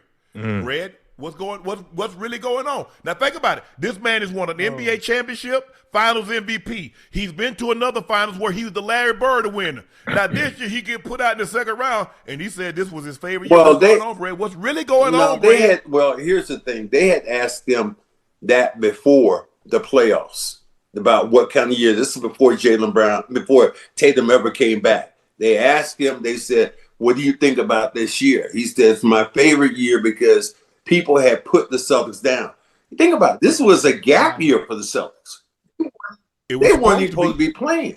So I think that's why I think he enjoyed it so much, the fact that he was able to put this in everybody's face. And I got to understand this, Joe. The Celtics pissed me off, but they gave me $350 million. You know what? Ooh. Piss on me all the time if you want to. I don't care. Give me an umbrella, okay? Ocho, give me a damn umbrella, okay? If they peeing like that, Ocho, you always talking about that club down in that place down in Miami, wherever it is, Tootsie's or wherever. Yeah. If they peeing like that down there, I'm coming down there with some rain shoes on. I'm good. You pissed off about what? I ain't pissed off. I'm good. Hey, look, I think we all could agree that he's been underrated. You got to think about it. they took two of his former teammates. They said, but he fit better. Those guys we don't have no offense. They understood that unless it's a layup or a wide open three, we're not running plays. We had veteran guys, and they play the same. Basically, they play JT and JB play the same position as LeBron, Kevin Durant, and I guess you could say Anthony Davis. And so he's like, hold on, wait a damn minute. I don't care. I don't care. You got to be able to find a role for me on something as a Finals MVP. And you took two guys that ain't been the Finals MVP. Excuse me, gentlemen. Who ran that team? Wasn't that Nike that ran that team? And what happened? He didn't like what happened with Kyrie Irving. He also has his own shoe. So you ain't going in there in somebody else's kitchen and start talking a lot of noise, and you think that Nike is about to bring you on that team? People cannot look at it if they want to, but you're a fool if you think that Nike didn't have something to do with Jaylen Brown not being on that team. And that is for sure as can be, because Jaylen Brown has his own shoe. When Kyrie Irving got kicked off that Nike squad, he was pissed off about that. He was very vocal. And what do you think Nike said about that? You think Nike's going to say, hey, you know what? We're going to bring you on the Olympic team. Hell to the no. Hell to the no. Joe? I agree, man. I think, with JB having his own shoe, his own endorsement, Nike wasn't going for it because there's no way you mean to tell me he can have three of his damn teammates on the USA team and he don't make it. Yeah. That just didn't make no sense to me. So it made sense to you, Joe. Stop. It made sense. Well, yeah, it made sense, but that's what we talk about when we talk about politics in the game. Oh yeah, that's what people be talking about, bro. You know what I mean? Because he would have fit to the T. Now that Jason Tatum really didn't get to play, hell, I don't know if they wanted to bring on another forward because you already got KD and LeBron. So here, whoever playing behind them, you're going to play limited minutes. Y'all got to understand, these are 10-minute quarters. These ain't 12-minute quarters. Right. So that's an extra, 8 minutes that this is only a 40-minute game.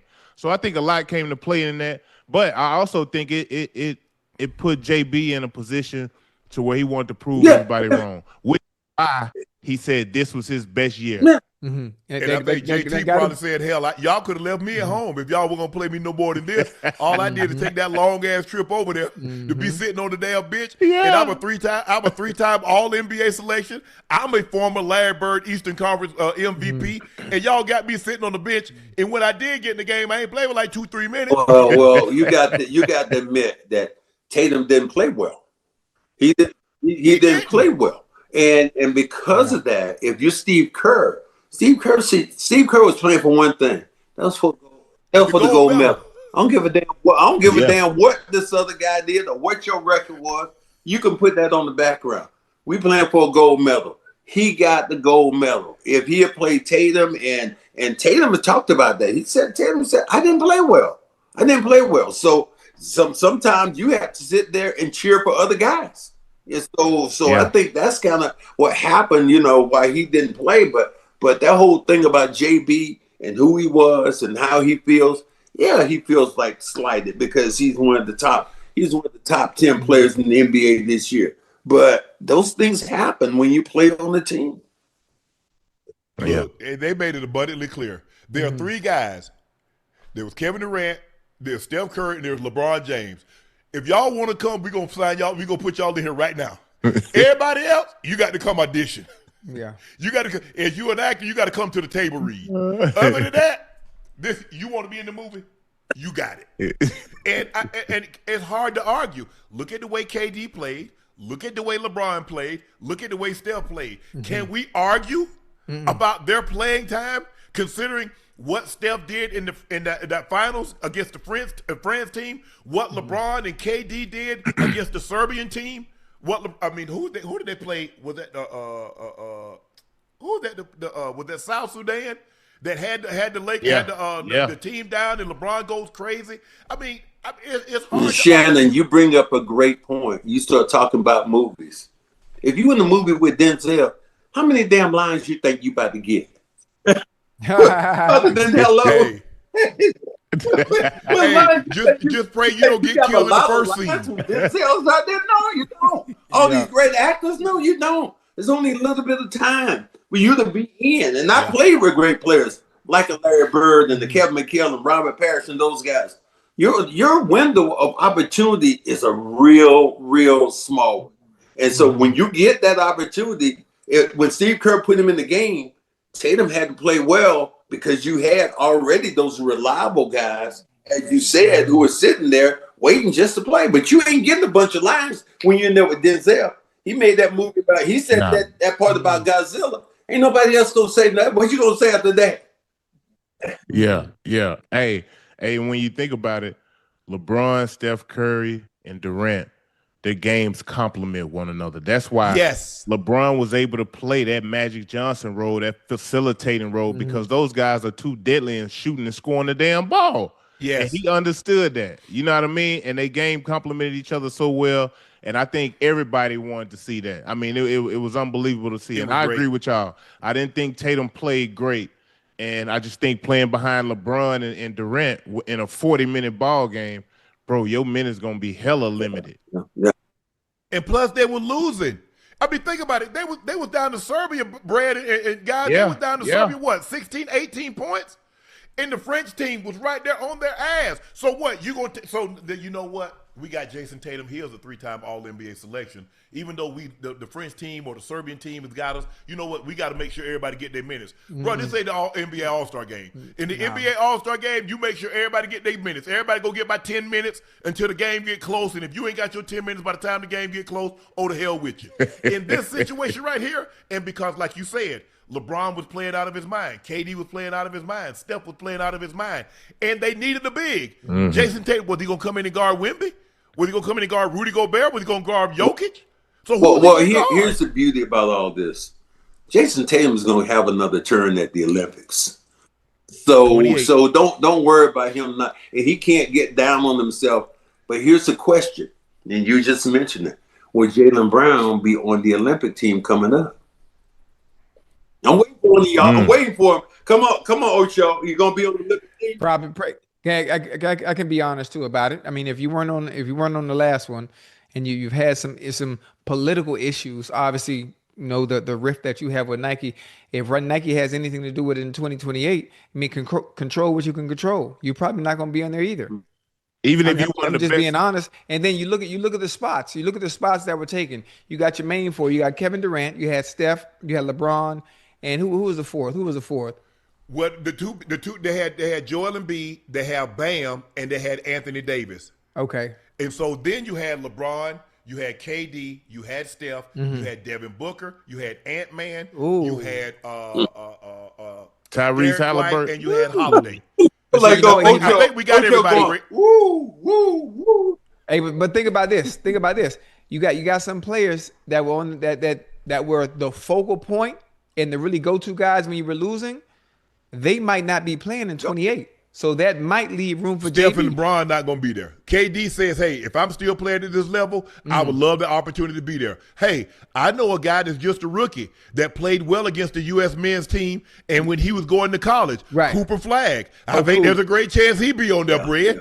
Oh, hey, Ant-Man is going to be on that team. Yeah. He's a Cooper Flagg is a dookie. and he's a Nike guy. Yeah. No, he's a New Balance guy. He's a New Balance guy. But Grant Hill is a dookie. Yeah, he's gonna be on there. Damn. I you know, especially Joe, I wouldn't understand why be upset, especially when it comes to certain things you can't control when you play the game long enough, as long as JB's played. I mean, you're finals MVP, you know, 1 year ring, you've been paid handsomely, you know, for what you do. I mean, why would you even care? Cause man, I'm a competitor. I ain't going all the way over there to sit on the damn bench. And Ocho, I'm arguably the best player on my team, and you mean to tell me you can take 3 guys off my squad and neither one of them is me?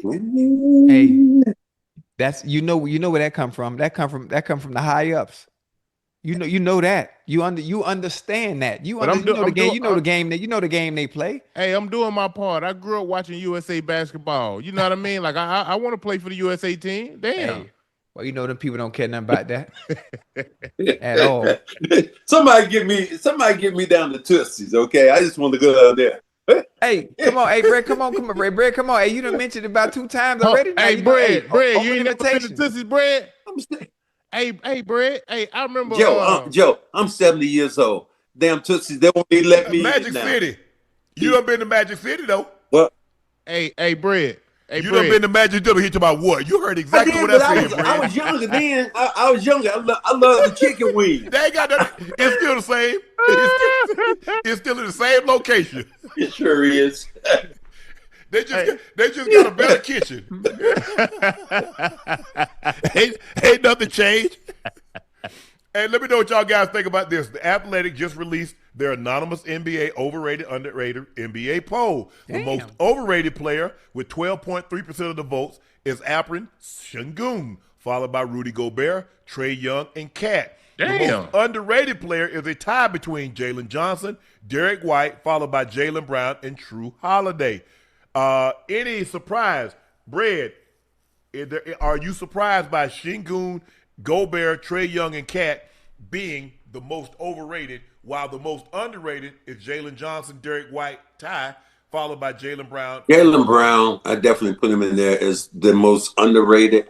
Sengun, I like Sengun though. Sengun plays hard, man. And, he ain't no jumper, but he going to get you points. He going to battle. He going to give you elbows. I love watching him play. So I'm not sure about the overrated player that I would put him in. But, Derek White. And Derek White, you think about Derek White for the Celtics, and I was around there.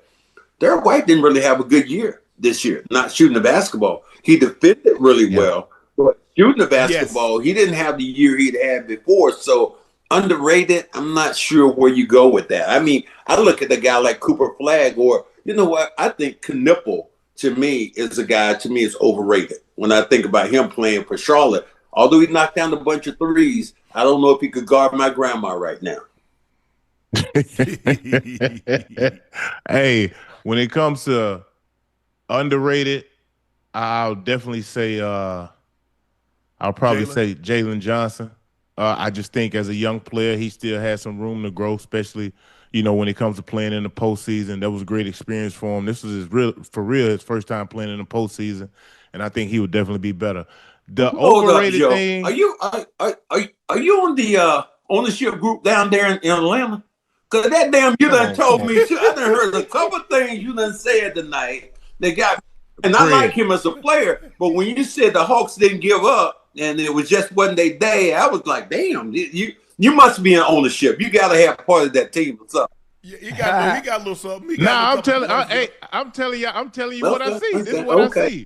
And with the overrated, I think Trae Young gets slack, fellas. Obviously, we know he's somewhat of a liability defensively, but the way he makes guys around him better, this is why I say, damn, I hope Washington give it a run with AD and Trae Young in Washington, so Trae can kind of prove a lot of these critics wrong. I think he's a hell of a player. Yeah, he's a smaller guard who don't play defense for real, but I think in today's game and scoring the basketball and making guys around you better, I think he does that with the best of them. He go to the All-Star game with Clint Capella. He damn sure should be in our first team All-NBA with Anthony Davis. Ocho, what you think? Who you think is overrated and underrated? Hey, I mean, honestly, individually, I don't really know the individuals that well based on what they've done. Obviously, this season to be able to give a fair assessment on who's overrated and who's underrated or not. You guys have a better knowledge of the game than I do. They say Cat overrated. Man, they that's bullshit. That's bullshit. Hey, listen to me. I thought you didn't have a knowledge of the game. I thought he ain't know nothing about that. Hey, listen. Hey, that's bull jive based on the last series and what he doing these first 2 games right now against the Sixers. And I told you what he was gonna do. I told you what he was gonna do. Outside of that, I was talking to my friends today and told them I was coming on this show, and I said, and I thought mimicking Ocho. I said, the goddamn man, let me tell you what he did over here. He didn't do a goddamn thing. Ocho gonna hit him like that. And the dude said, yep, that's Ocho. He gonna hit him like that. He gonna hit him. I think the thing with Şengün is that I think, look, it's I don't know. Maybe it's because he had Kevin Durant. But just 2 years ago, the guy was in the NBA All-Star game. The guy was average 22, 23 points a game. Double. I think he did. Hold on, didn't he make it this year? He didn't make the All-Star game this year. Luka. The thing is, but it's hard. And the thing is, he might play worse defense than anybody that made this list. But he's so prolific at putting the ball in the basket, though, Brad. People go overlook. You know that people go. I got it, but I'm just saying that's how they got. That's how he got moved when he was from Dallas, because he was so bad against the Celtics during the championship that Dallas said, "No, we ain't gonna go that way." And I think he's a unbelievably great offensive player. But if you can't slow people down defensively in this league anymore, it takes away from your greatness as an offensive player. Yeah. I think the thing is, all you have to do is that you look at a clutch situation, and they always put him in the pick and roll. His whole thing since he's been in the league, we going at him. Whoever he's guarding, you get the ball, and you go at him. Yeah. That is embarrassing. You can't allow that to happen. And y'all know what I think of Luka, because he's one of my favorite players. And I saw from a very, very early on, I said he's special. But his defense, and sometimes I don't even think he tries, because he compromised. Because you know, Brad and Joe, guys, y'all know if once you get broken down, your entire defense is compromised. Yep. Because somebody's got to come help. Yep. You're taught, hey, you see somebody help drowning, you got to go save him. The guy goes by Luka, somebody's got to come. Wide open, backdoor cut, all because Luka got beat. Yeah. So it ain't gonna get no better. He ain't gonna get no better. You don't get better at something as you get older, because like I said, you got to try when you young. If you ain't trying when you young, you know damn well, Brad, as you get older and older, get harder and harder to move. Yeah. You really gonna say F it. Yeah. Hey, I agree with you. I think with Luka, man, it ain't just Luka, because it's AR at times too. When you getting beat off the first move, fellas, yes, and we got to bring help, and that compromises our defense to where now we're in a huckabuck to where we either got to give up a dunk or a wide open three. Hell, you always gonna be trailing. That's the problem that you have. So I agree that you got to take the initiative to at least stop the first or the second move. Just stop the first. Just don't get beat on the first move. Just don't get. All I'm saying. Look, I'm not saying the guy come back with another one. Just don't get beat on the first one, and then we good from there. Like we said the same thing about Harden. Y'all remember when Harden put on the bad partner? Yeah, that's true. That's true. We said the exact same thing about James Harden. And there have been some great offensive players, but we have never seen it so lopsided, where the guy was so great offensively, like Harden and Luka, and was so horrible defensively. Right. We've never seen. I can't recall, Brad. Now you came in the league way back, and maybe they were. I don't know how George Gervin played defense. I don't know how David Thompson played defense. Some of you scored Bird Dog King, a lot of these. But if you go back and look at, say, the last 25 years, we've never had a guy, even the last 30 years, we've never had a guy that played this good. Jokic is another one. We talk about these offensive guys. And sometimes I like, bro. I mean, that's why I think I have to give so much credit to LeBron James, because especially them first, 20 years, 15 years, he was one of the top defenders. And one of the top offensive players. And then I think about Jordan, same way that he played now. Think about Kobe Bryant. Kobe Bryant would try to dog you on the defensive end. I heard Chef Chico say, he said, Kobe came over to me and said, Coach, at the Olympics, I want to guard the toughest guy every night. How many superstars step up like that? I know when I played, for my years, I was averaging about 20 points a game my second year in the league, Joe. And that year we got Larry Bird. The coach came over to me and said, you know what? every night I want you to guard the toughest man. I'm like, shit, I'm a lover. I ain't no damn fighter. but you know that you have to sacrifice doing other things as a teammate. But the way Kobe used to play, man, that was, and LeBron and Jordan. That to me, that's the hallmark. And who said they want to be like that? Look at Jaylen Brown like that. But Ant-Man said he wants to be like that. Is he like that though? And that's the only way that Minnesota's going to go to another level. Yeah, because those guys, they have to put the same amount of effort in defensively that they do offensively. And when you got guys who love to compete like that, especially your best players, your star players, that makes you a much better basketball team, fellas.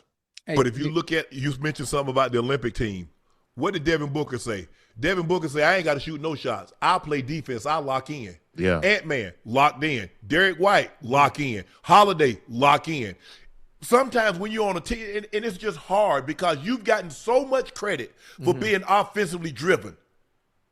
And so now it's just hard. Ocho, it's like we see these great running backs, but then when it comes pass protection, like, bro, that's your guy. You got at least I try to. I ain't saying, look, I'm not saying you got to be Larry Allen, rest his soul, and stonewall the guy, but damn, get them. Well, let me ask you on the offensive end, they giving you 30, but they got giving you 28. Bro, you ain't did nothing. So hold on. Let me Ocho, understand. who was the best offensive running back blocker that you ever seen?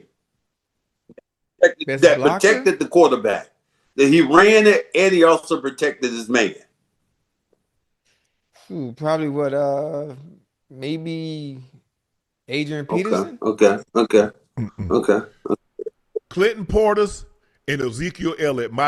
Clinton Portis, the best guy that I played with, right, of all the backs, was Clinton Portis. He was bad. I'm talking about he would unload. I mean, hey, he's selling out. He's selling out. And that's what you got to have. Right. What you do, you got to close the distance, Brad. You close the distance, Quick. you give him a one-way go. Because if you get that guy and let him do all of this, he going to catch you sit light, he going to run right over the top of you. Yeah. So now I'm going to meet you in the A or the B gap. You got to come through me to get through the quarterback.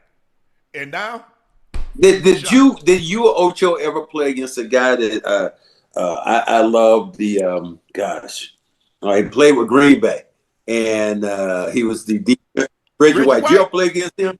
I played against him. I did. I played against him when he was in Did you ever have to block him then? Because he told me, he said, Corns, he said, some of these guys, he said, they got to do better. And he was a religious man, so he wasn't cursing, but did you go against him?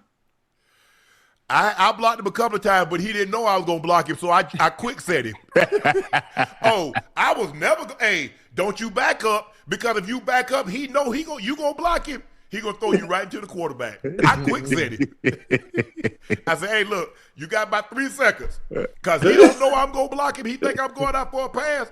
Hey, tackle, I need your help inside now. I'm gonna be, he going to get around the edge, but if you, but no, he had football strength.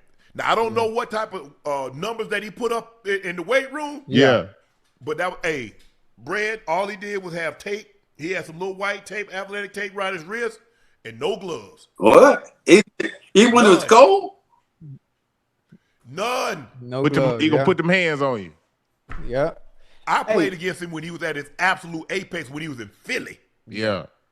Lord have mercy. Hey, you know what, I'm curious. I mean, what you said about Luka and what you said about Jokic, right? Yeah. And both of them being liabilities on defense. Yes. Being so good offensively. So would you rather take away what they're able to do offensively just so they're able to play defense? Then wouldn't that take away what makes them special offensively if they were good on defense? Because you said it would make their teams better if they play defense. But here's the thing, Ocho. We said just be good. We didn't say be great. They're awful. They're all, I mean, I ain't say you said good. We ain't say be like LeBron. We're not saying be like Kobe. We're not saying be like Jordan.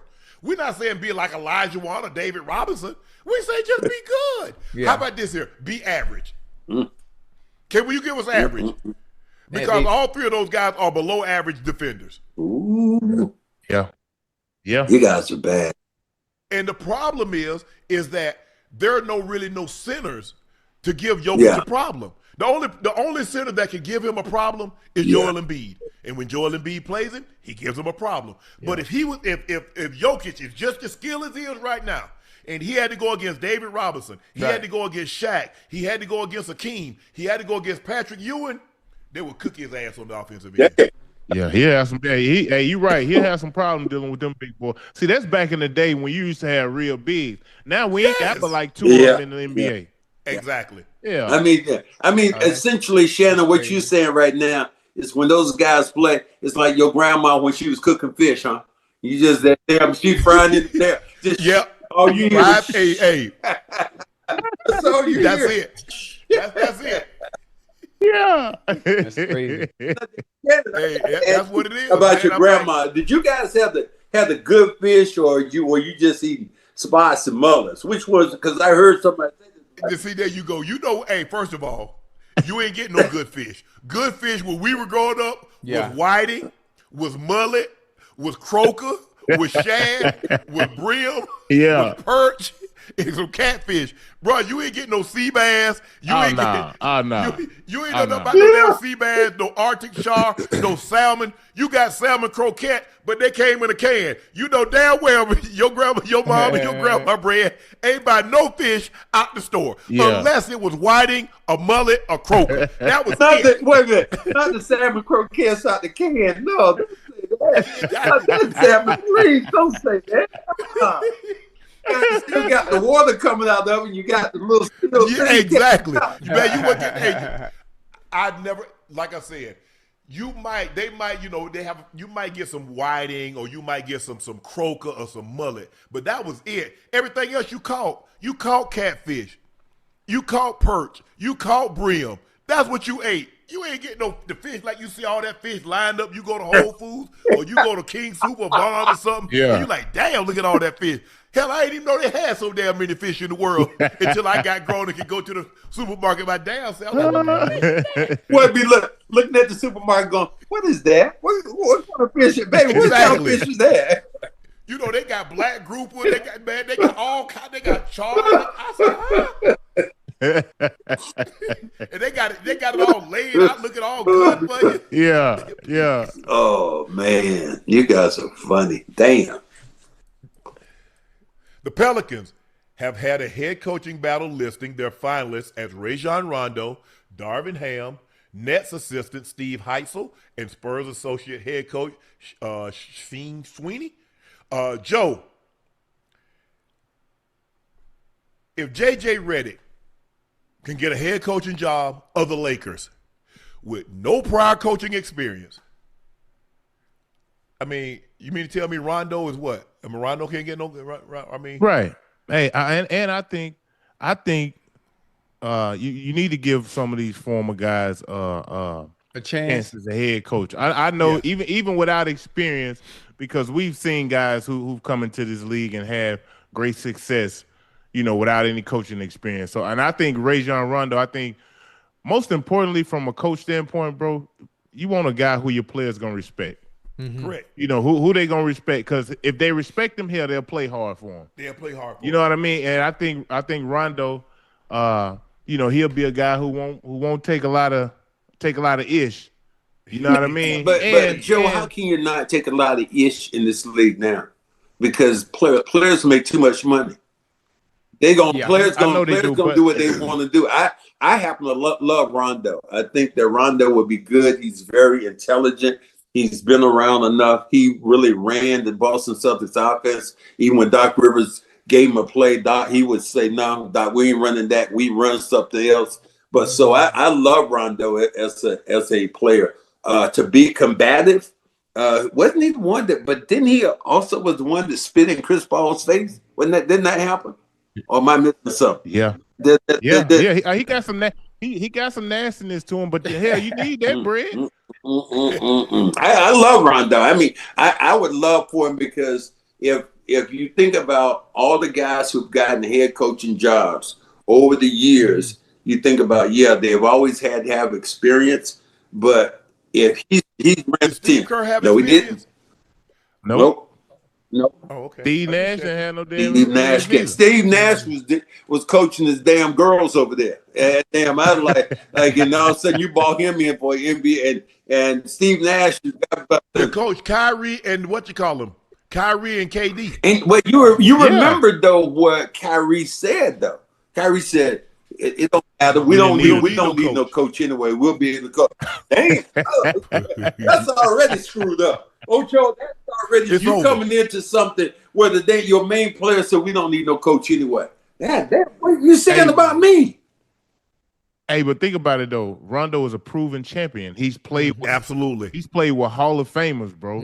So I know he knows what it takes, to win in that league. And if he could get guys to follow what he's trying to lead, I think, man, he can have. Well, great wait a minute. success. Didn't Steve Nash play with Hall of Famers? He wasn't a proven champion though. Okay, I thought he played with Hall of Famers. I think you know what I think, guys. I think the thing is different now, Brad. It's different now, Joe, because these guys, there used to be a healthy level of respect for coaches. Right. I'm not so sure guys have that same level of respect. No, your superstars gonna do what they want to do. You got to just accept it. It depends on who you are, though, fella. Yeah, it depends on the coach too. Yeah, it depends on the coach. Now, as players, your head coach, whether you can, kind of brush that shit off he talking, or you got a head coach, you need to be taking heed to what the hell he's saying. Yeah. That's all I'm saying. I think Rondo will be respected. Tell you what, you bring that same kind of energy to a guy like Joe Mazzulla.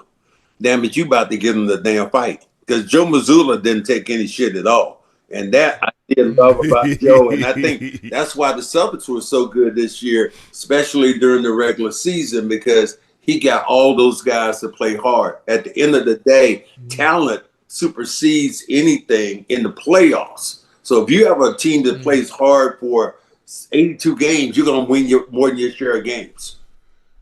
Yeah. What you think, Ocho? That you like Rondo? Man, hell yeah. Goddamn, you got to understand, Rondo, not just a champion, right? You talk about a player that's respected all around the league. From every player, from all teams, and then you got to think about his IQ. This ain't just no average player. We talk about getting a coaching job. Now, JJ Redick was good, but he wasn't no goddamn Rondo, and I mean that in no disrespectful way.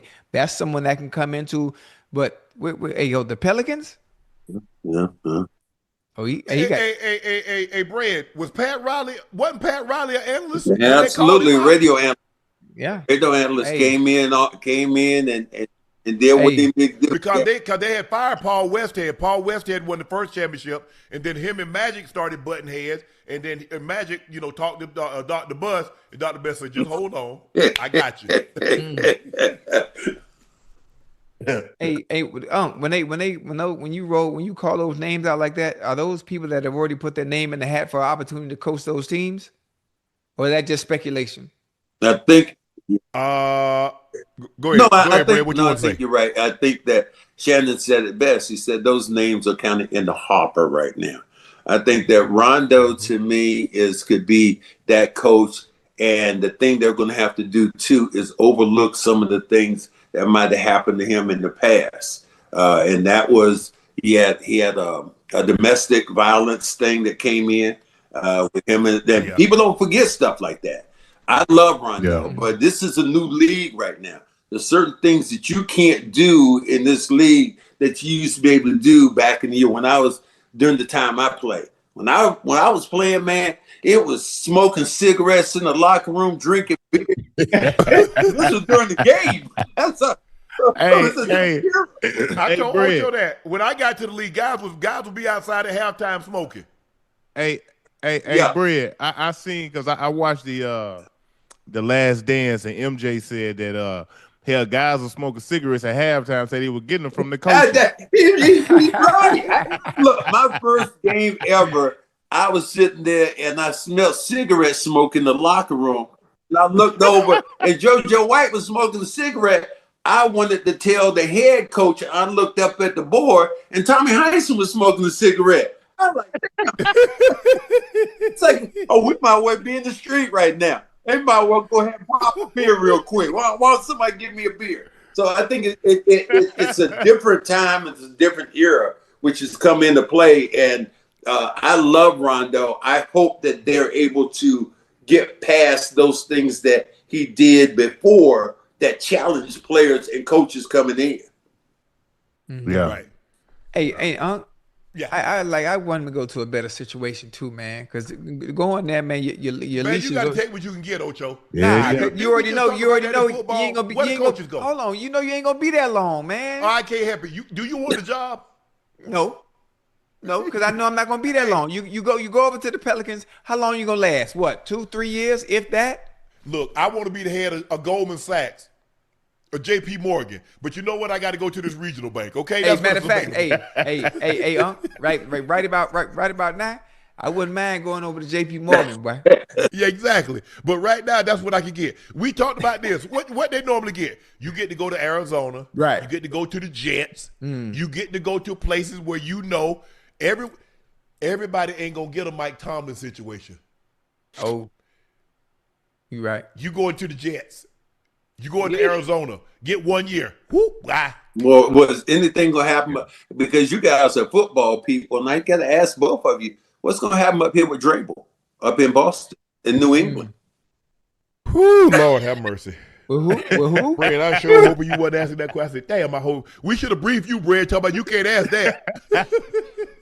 Ocho, we should have told Brad, we should have gave Brad a list of things that he can't ask. Listen, it's not the first, right? Brett, it's not the first, and it won't be the last. It ain't. Happens all the time. What happened is people are looking at it and they say, well, Shannon, what about Sharon Moore in Michigan? What about Aaayyy in Boston? I say, guys, those are subordinates. Miss Rossini is not an employee of the Patriots. Mike Vrabel is not an employee of the Athletic. Yeah. In that situation, it's different. So I get it. It's morally wrong. Both are married. They're going to have to deal with that with their spouses. But now, hey, maybe it gets so hot that Mr. Kraft doesn't have a choice. But if the reports are true, he tried to catch and kill the story. So he knew about it before the world knew about it. Well, the thing about it, there were pictures. He said that I wasn't involved with this woman, but then they went back and found pictures about 6 or 7 years ago. To cover up his work, and he was kissing. Yeah, he was kissing this woman at the bar. So I mean that to me, and I'm not saying you know, I'm definitely not saying he should be fired or anything like that. But our society right now is really kind of different when we talk about stepping on toes and all this stuff. And he told the story saying, well, you know, you guys are crazy if you think it was a story. Well, you can't say that kind of stuff if it was a story. But see, here's the thing. Because of your coach and your wife is really not visible, if they were out in public, you would think, okay, he's married, she's married. That's the couple. You don't know Mike Vrabel. People probably have never seen his wife. Now, the likelihood, guess what? They're in different locations. They're not in New York. They're not in New England. So ain't nobody for the wiser. Ain't nobody know. Well, we know. We know now. How about this? We know now. We know now. We know but the thing is, Brad, if you got a wife and nobody has ever seen her, and you're out with somebody else, people are going to naturally assume that's his wife. Yeah. And so now, guess what? We get this out. You know what? I saw them in the casino one time. I saw them in a bar. As a matter of fact, let me go through my phone log. Let me see these photos. See, I got a picture of them too. Hey, you know what? And another part, I think maybe because I've been, well, Joe, I mean, Brad, you as well, Unc. We've been in a lifestyle so much where we've seen so many situations, so many cases, even some that weren't made public or we know about it behind closed doors. But we've seen situations like this so much, like so often over the years. it's like to others, the regular folk are like, oh my God, look what's going on. But This it's needs to be normal. talked about. And I'm thinking back like to myself, I'm like, It's normal. it's normal. Like in that world, like y'all going crazy and acting like I'm like, and to me, I have to reset and I have to think and like, okay, you know what? They're not used to this. They're not used to seeing this. And they use the words, what about, morals and integrity? I'm like, oh my goodness, I just wish you were part of this world for just a year. And I mean, like it's different. And I think it's hard for people on the outside that aren't in that lifestyle, don't live in that world, to where it's like I'm almost numb to it because I see it all the time. Hey. All the time. That's like, I mean, I got in trouble for cursing at somebody about like, why did y'all talk about this on Nightcap? Why did this is a huge story? And I'm like, what the fuck? No, it's not. This shit happened all the time. Brad, I but you know what, Brad? I had to remember, like, Brad, go ahead, Ocho, finish. No, I mean, no, I just had to think, like, I had to reset and remember, like, okay, everybody doesn't live in that world to kind of understand it. So it's like I get it now in a sense. And the thing is, Brad, when you was in the league and when I got into the league, reporters would see things, and it never got out. You wouldn't, bro, because I just saw your wife at the because the Christmas party. reporters were hanging with you, and they were doing some of the same things you were doing. They tried to get you to get them a straggler. So now, but Ocho can say right now that he's numb to it, but our world has changed from when we were in the league at one time. It's not like it was when we were all in the league. Even Joe, who's been more recently than us, the fact that the world has changed so much, the NBA, the standards, all the stuff around it, it's easier now to get women and all those things that happen. But at the same time, you were exposed a lot more, aren't you, Joe, in this situation? It's easier for your ass to get caught too with all these phones. Everybody got this right here. Yeah, there you go. This was the greatest invention, but the worst invention. At the same time, and the funny more relationships. Right. Hold on. A phone and that email. And this is the funny thing about it too, Unc. You think about technology, right? And how far advanced we've come with cameras everywhere and camera phones and everybody having a phone out. Is all the things that are happening today. They've been going on for years. They were happening before we were here. They were happening before my grandma was here. It's just the fact that everything is magnified now because of technology, because of social media. So nothing is new. It's just being brought to light at a much more higher rate. That's it. Yeah. Everything changed. I remember Joe Johnson said something to me, and I love this. Joe, I'm stepping on your toes a little bit. I remember when you got to Brooklyn and I saw you at the game one time, you're like, man, I ain't never seen so many damn pretty women in my life in damn New York City. Joe, man. I said, you in Atlanta? Joe said, man, he said New York City is on a whole nother level. And you were playing with damn Brooklyn. You weren't playing with damn the Knicks. Hey, man, New York different, bro. I was telling Unc and Ocho that. But, I think it's just because we have access to so much, and we've seen so much, the good, the bad, the ugly, that nothing really surprises us, bro. Like it's hard to throw a fastball at me, and you know what I mean. I'm like, boy, I done seen this movie before. You know what I mean? But it's like now when you think your ass low, you ain't low. Somebody see your ass. Ain't no down low no more. Hell no. Hey, you better keep your nose clean, boy. I see guys. I see people all the time. I just pretend. Hey, how you doing? Nice to meet you. hey, how you doing? It's nice to see you. I ain't never seen you before in my life, but it's nice to see you.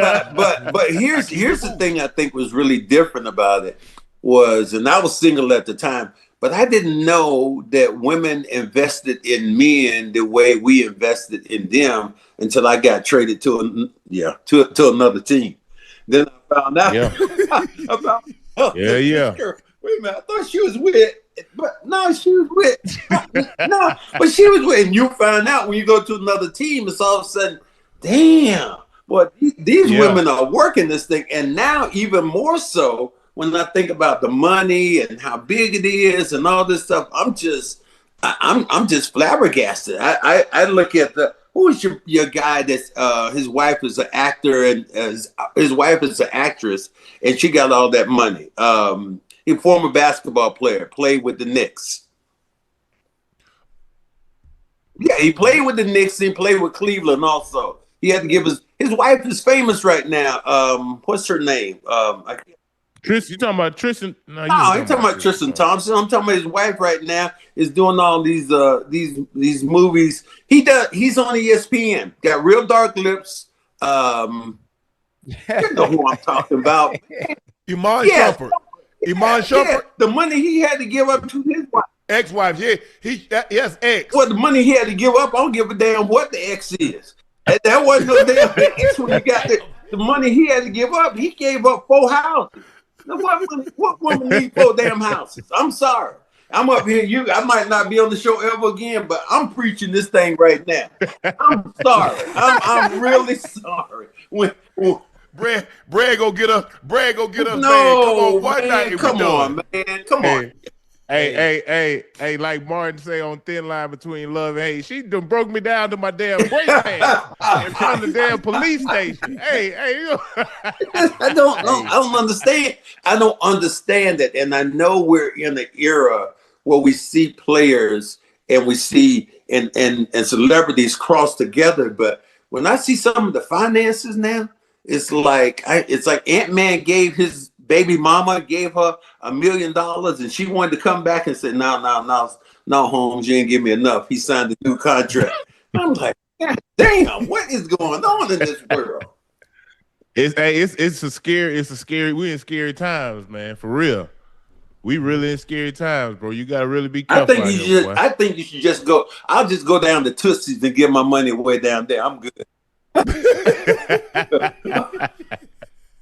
All right, Brad. When we catch you, we gonna pretend like we don't see you. I'm gonna tell you like the coach used to tell us. If you see us out, you don't know me and I don't know you. Who is that? I don't know who that is. Knicks jokingly offered Timothee Chalet a 10-day contract. Joe, Brad, we were talking yesterday about the Knicks superfan Spike Lee, Tracy Morgan, Ben Stiller. Who's your favorite celebrity to put on a show for? So when you played back in the day, obviously you go into the Knicks games, or you go into the Forum when the Lakers were playing. Jack Nicholson. Or you go playing Jack in the Garden. Nicholson was my favorite.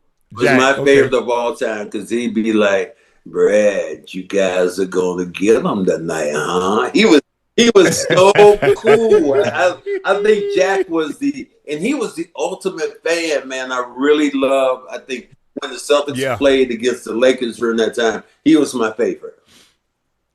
I think for me, it was playing. I would say playing in Brooklyn, bro. When Jay-Z had a portion of the team, him and Beyonce was at the majority of our games. A few of my game winners that I had in Brooklyn, I remember him being there. You know what I mean? So it's like coming through in those moments when you know guys are really invested. You know, this was probably his first rodeo as far as owning a team, him being from Brooklyn. You know, I know how much that meant to him. So, you know, to put on great performances in front of those stars, bro, those are things that you always relish and remember. I think we got basketball players, we got it better than you guys did because your fans were so much further away. We can actually see their eyes instead of, you know, like I always love it. My story always go back to the Shannon Sharpe, you know, thing when he was in the Forum. I love that. Was one of my favorite moments of any fan. I love that.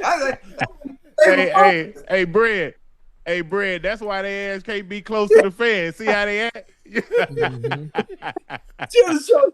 Jack was probably the first super fan. He was probably the first super fan, Jack, because he goes back to the early 70s. Yeah. Being up close and cheering on, and then all of a sudden you get Spike Lee and Spike probably the next big. Now he's probably taking over since Jack is kind of faded away from public life.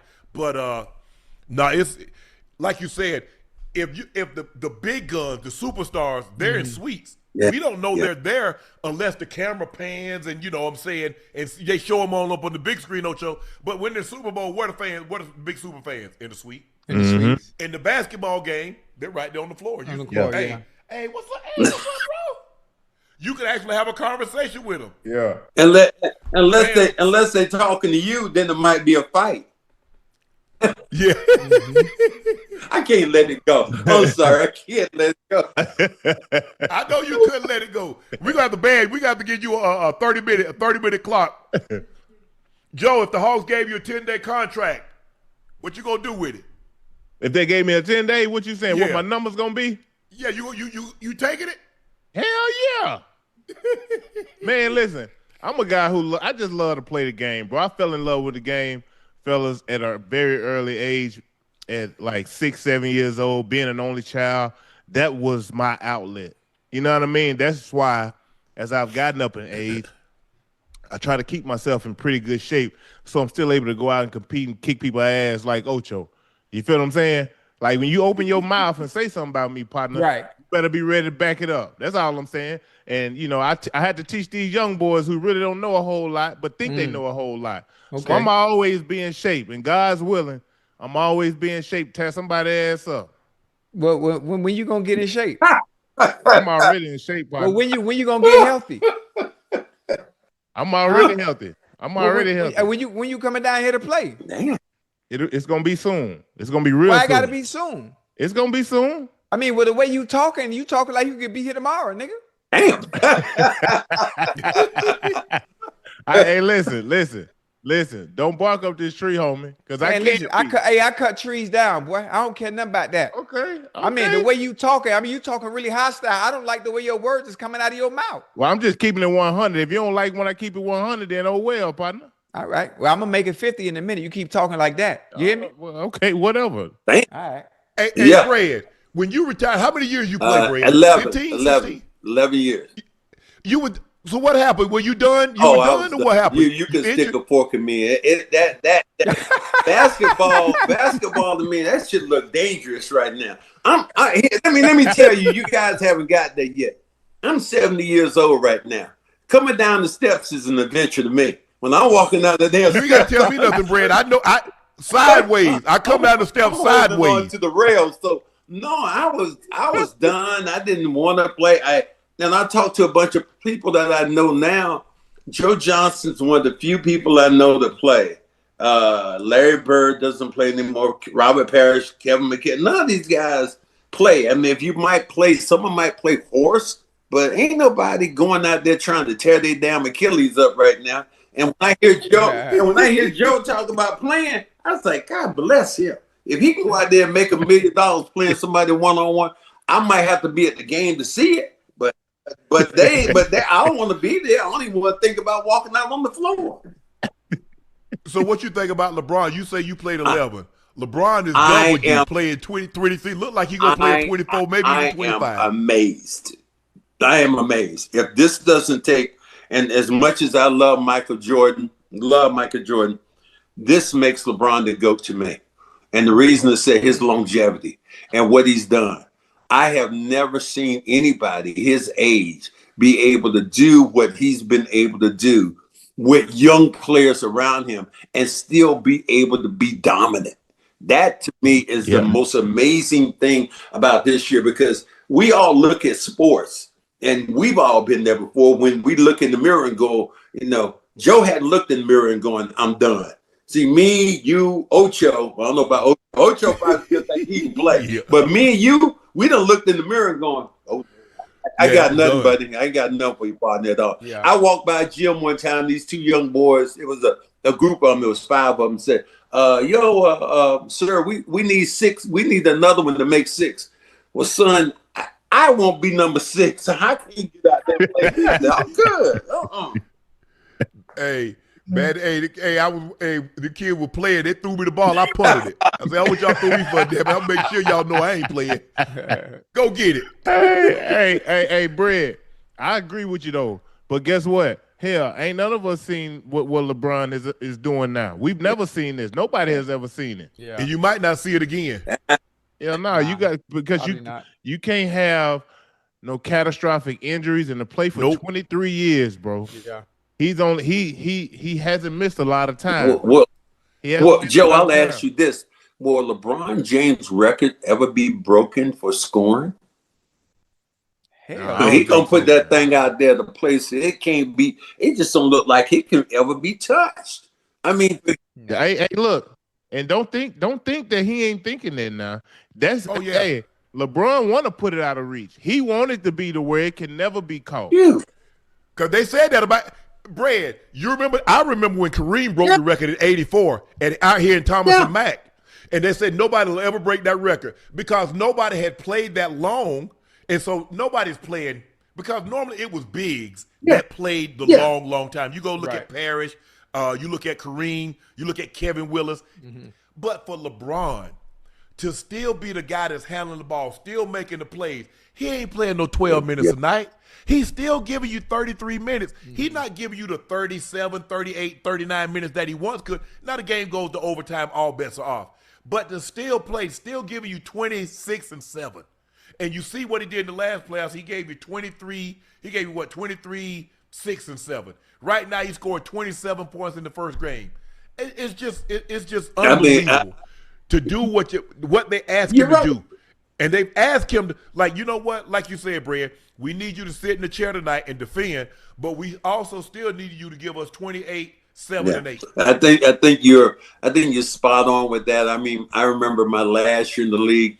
The coach looked at me and told me late in the basketball game, told me to go in and get Akeem Olajuwon before he get hurt. I'm like, hell, I'm damn 37 years old. Hell, this man killing lions and tigers and bears, and you think you want me to go in and get him? No, I can't go in and get him. So when LeBron has done what he's done right now, I've always been one of these guys said, oh, he's going this year. This is the year he's going to fall off the cliff. And he's not going to have anything. Every year I've said that, he has proved me wrong. And that's why, to me, that's why I think of that Mount Rushmore and who he is right now. If he's not the GOAT, damn, who is the GOAT? I mean, Jordan played a long time, but this man done put some stuff out on my mind now that is absolutely crazy. Yeah, Joe and I was saying, and I believe if he was still a number one option, he still could give you 25 a night. Yeah, because you saw what he did as the number one option against Houston. You see what he's doing as the number one option. He gave you 26 and 6 as the number 3 option. Yeah. Hey, Unc. Yes, Joe. Unc, you be on Twitter enough to see it. Joe, I'm not sure if you on there enough to know. There's a tweet that somebody tweeted years ago. And it said, and the tweet is, they always recycle it about all LeBron. The time. This ain't gonna go on much longer. No, it's about Hey, LeBron is 30 now, so we ain't gonna have to deal with this shit much longer, right? And dog, we'll be 16 years later. Yeah. Wait, 16. Yeah, they said, hey, too bad we ain't gonna have to deal with this effery much longer. Hey, and every year it always come back up when LeBron balling, man. How does he do it, Joe? How the hell does he do it? I don't understand. I go work out at the gym, and for an hour, I'm done after I get through it. I'm like, I ain't got nothing else. Bro, game. Look at his body. Look at his body, fellas. He don't look like no man that's 41. Yeah. You know, he's in great shape. You know, muscles still popping. You know, as we age, you start to lose a little bit of that. But man, he's able to keep that on and play. You know, up in age like that, I think that's his biggest key. You know, staying in the weight room, staying fit year round. You don't never see, the mind, but you'll never see Bron really out of shape. You know what I mean? He's always in impeccable shape. I think that helps. That goes a long way. And it gets harder because as we start to get older, it gets harder. You got to work out harder or eat better, or you got to do both. Yeah. Sometimes we got to do both. Man, I'm like, damn. I go 2 or 3 days and eat really good. Then I say, man, F this. I'm on the show with Ocho and Joe. Ain't nobody looking at my body like that no more. Hey, let me get this donut right quick. Man, so I just had to say, man, F it. I'm just gonna bear down. I gotta bear down until my birthday. And then ain't no telling, I might come out of this thing looking like a Gutty Professor. But I'm giving myself what today is the what? the 7th, 6th, 7th. So I got until the 26th of next month. Yeah. Okay. Be in my best shape. Okay. For 58. Ain't gonna be my best shape. I'm gonna be the best shape for 58. All right, we're gonna get out of here with this one. It's time for our final segment of the evening. It's time for Q and A.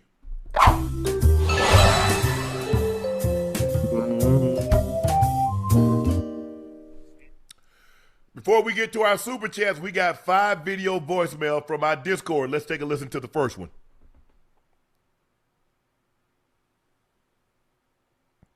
What up, Nightcap? It's your boy Zay, and I was watching the episode last night, and I just want to say, for you, with the situation with the girl and the mom, it's different.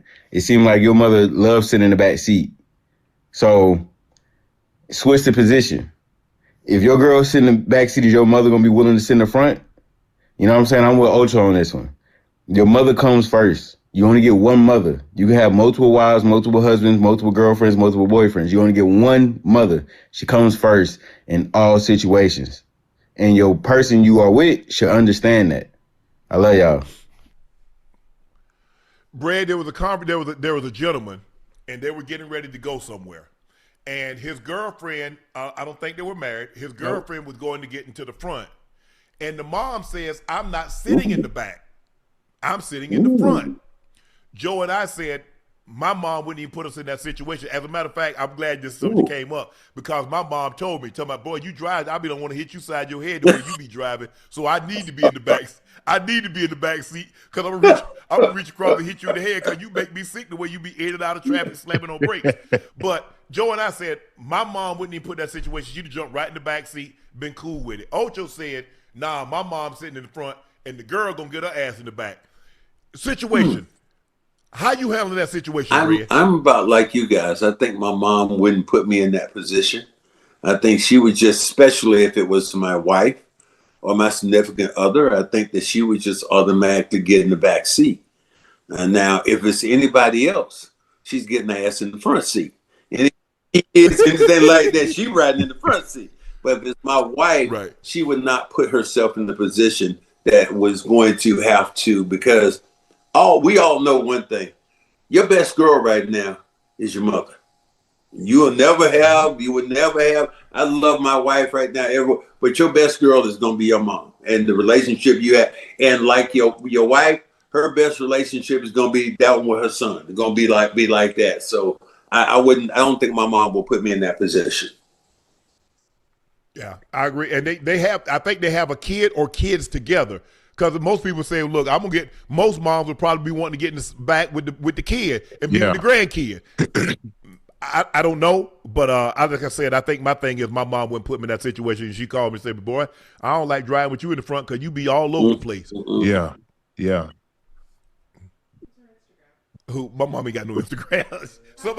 Somebody told her. Somebody told her. My mom ain't got she probably should have called a casino.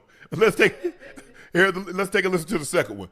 Yo, what up, though? Unc, Iso, and Lil Bill. Hey, you know what's crazy? When LeBron James came into the league, bro, I was 11 damn years old. 11. Man, I'll be 34 in June. 4 kids and been married 10 years. That shit is crazy. Hey, look, do me a favor, though. Give me your starting 5 all time. Only catch is all 5 gotta be from your home state. Let me see which one of y'all can put together the better starting 5 of all home state players. Yeah, do that. Home state? What you talking about? I think Brad gonna win this one. This dude got Dominique. He got James Worthy. He got Jordan.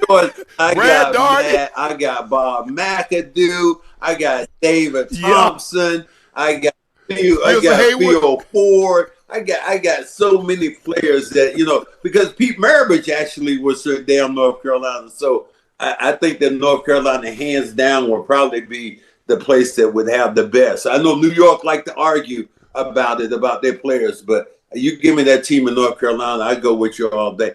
And don't be telling me that Michael Jordan was born in Brooklyn. Don't tell me.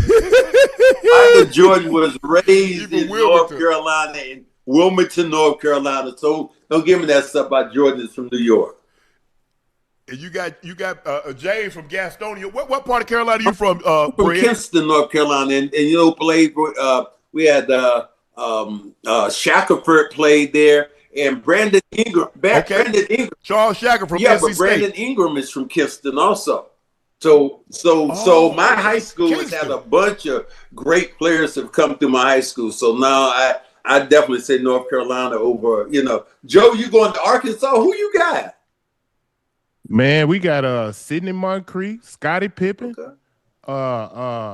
Dig Fisher, Corliss Williamson, Big Joe Klein. No, Joe. No. We got. No, Joe. I love you. I love you today. Well, I put your name in there. If I'm putting Joe Klein in there, I'm good. No, when you gotta go, you get the Joe Klein. Oh, we already got a problem already. Joe Klein, Joe freaking Klein. Are you kidding me? Now I'm trying to think. Who damn, it's Arkansas here. We ain't no big city. We won't grow. Yeah, like that. I get you. Dang. So the ones who you got from Miami, who from Florida? Hey, all I can think about right now, but y'all might not like my list. Tim Hardaway Jr. Yeah. Udonis Haslam, he's from the crib. He went to Miami High. Yeah. Trevor Ariza from Miami. He was born here in Miami. Now, I don't know if Alonzo is from here, but he's been such a... hell no. Hold Alonzo on. from like Virginia, D.C. Okay. Hey, we get Ocho squad here. My Arkansas team, we get there. Yeah. Hey, Steve Blake, Brandon Knight. Yeah, we get y'all. Ocho. Yeah. You got Vince Carter, Tracy McGrady, David Robinson. Hey, if his I say from Miami. From Miami? No, Florida. Oh, I thought he said from he from Florida. Oh, well, shoot. Well, y'all can put together a mean squad coming out of Florida. Yeah, I didn't know. I didn't know he said Florida. I thought he said from Miami. I'm trying to think. We got Jaylen Brown, Dwight Howard, Ant-Man, Walt Frazier. We got Kenny Skywalker. No, stop. We got Lou Will. Stop right there. Yeah, Brad. No, you getting down. You got to get the Kenny Skywalker. There got to be some other dudes out of Atlanta. Come on. Kenny Skywalker from Roberta, Crawford County. He said Dwight Howard. He said Dwight Howard, but you already down to Kenny Skywalker. Come on now. But look, we got Dwight Howard. We got Lou Will. We got Ant-Man. Okay. We got 2 number 1 overall draft picks. Who was that? Hey, Uncle Joe. Dwight. Hey, Uncle Joe. Boy, this thing look nice too. Now that I think about it, I put Florida. But hold on. Don't do that, boy. Hey, Bam was born in Miami. Bam grew up in North Carolina. Stop it. He was born in Miami. No. He's a little town in North Carolina. Hold on. We got Amari Stoudemire, right? Yep. We got McGrady. Boy, Vince Carter from Daytona Beach, boy. Yeah. Hey, we got Daryl Dawkins. These. Vernon Maxwell. My cousin. Hey, Anthony Mason. Now stop now. When you guys stop. Anthony Mason, stop. But God bless his soul. But no, we ain't putting his name up in there. Hey, Joakim Noah. Not NBA now. We ain't taking. Okay. We got Sharif Abdul-Rahim. That boy was the point guard. That boy was back. Chris Morris. Hey, Georgia's a hub. They got crazy athletes out there. Yeah, Brad. Nah. You can't tell you. I'm going with Jordan. I'm going with you just said a minute ago, David Thompson. You got Dominique. People don't know how good David Thompson was. I got Buck Williams. I didn't even put his name in there. There's so many people from North Carolina. James Worthy. I'm not putting James Worthy in. He's at the bottom of the list. No. I'm not doing that. Man, Big James. Yeah, I know it from Gap. But you can put Sleepy. You got Chris Paul. You got a nice point guard, Chris Paul from Winston-Salem. Sleepy Floyd. You want to put some people in there. So North Carolina got a ton of people over there that are players right now. Wasn't the Walls kid? He's from Raleigh. John Wall. He's from North Carolina. So you can go down the list, man, and see people in North Carolina. North Carolina was a ball playing school, a ball playing state. So I'm going with that. Let's take a listen to the next one. Big Three, what it do? Hey, ISO, on an 8-hour car ride, you can only pick one group to listen to the whole way. Drew Hill, Jagged Edge, 112, Boys II Men, a New Edition. Who you picking? Hey, Ocho, go listen to Count the Stars by Carmichael Music Love. I can ride 6 hours. Oh yeah, they'll make that. Come on, man. Why don't you put the real groups in there, like Frankie Beverly and Maze? Come on, Brad, talk to me now. What? All you want to hear is Before I Let Go. There you go, Frankie Beverly. Hey, give me some Earth, Wind, and Fire. Yes, hey, Earth, Wind, and Fire like that. You give me some Gap Band. Come on now, stop that now. Charlie Wilson still singing right now. Come on, stop it. I was on a flight with Charlie Wilson a couple of years ago. Hey, Brad, how you forgot the greatest shooter ever is from North Carolina? Steph Curry. Oh well, I guess I win. Okay, I guess I win. I win, don't I? Do I like win now? my best guess ever? Wow. Ooh, Terry Crews. Wow. Monique.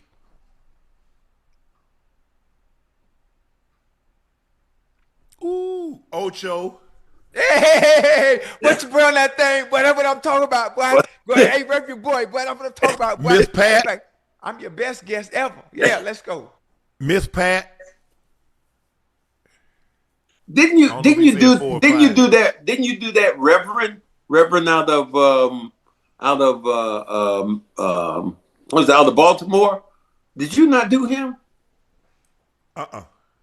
Gosh, I thought you did the Reverend that was out of Baltimore. Man, I thought you did some of him. Okay. I'm wrong. And you know who I really, really enjoyed? Glorilla. Yeah. Damn, how you leave Cat off of that? I couldn't put everybody Cat in there. except Cat. Oh, he said you couldn't put Cat on. I can't remember the name of the song he told me to listen to. You weren't gonna listen to it anyway. All right. Shannon, who would you listen to? You got a car ride. What's in your thing? What's in your car, man? 6 hours. First of all, I ain't gonna lie to you guys. If I'm in a car ride for 6 hours, I don't know what's playing. I'm in the back of a hearse. I'm not riding. I ain't gonna even lie to you. I ain't even finna hold y'all guys. I am not riding 6 hours in no car. 3 hours. 3 hours. You got an hour. That's all I got for you. You lying because you in LA traffic. I know damn well I'm you in lying. Vegas, Brad. What? I'm in Vegas. Well, you getting in Vegas traffic can be bad. Ain't no traffic in Vegas. What? Brad, you can leave any time of the day. Ain't no traffic in Vegas. Damn.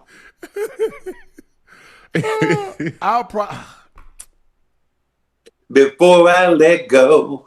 That damn sure ain't gonna be no Frankie Beverly and Maze. I can guarantee that. Oh man. Probably. Oh my goodness. One would probably be Earth, Wind, and Fire. Okay.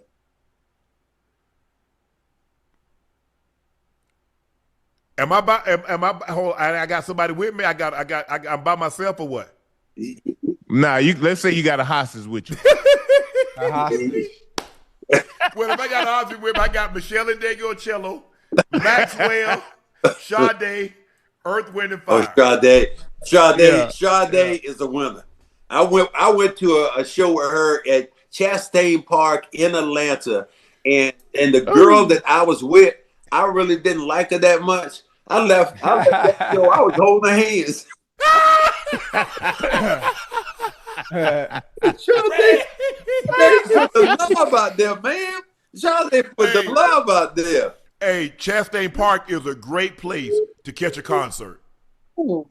Yes, you get to bring your food. You bring your food, bread. You know what I'm saying? You bring your little drag.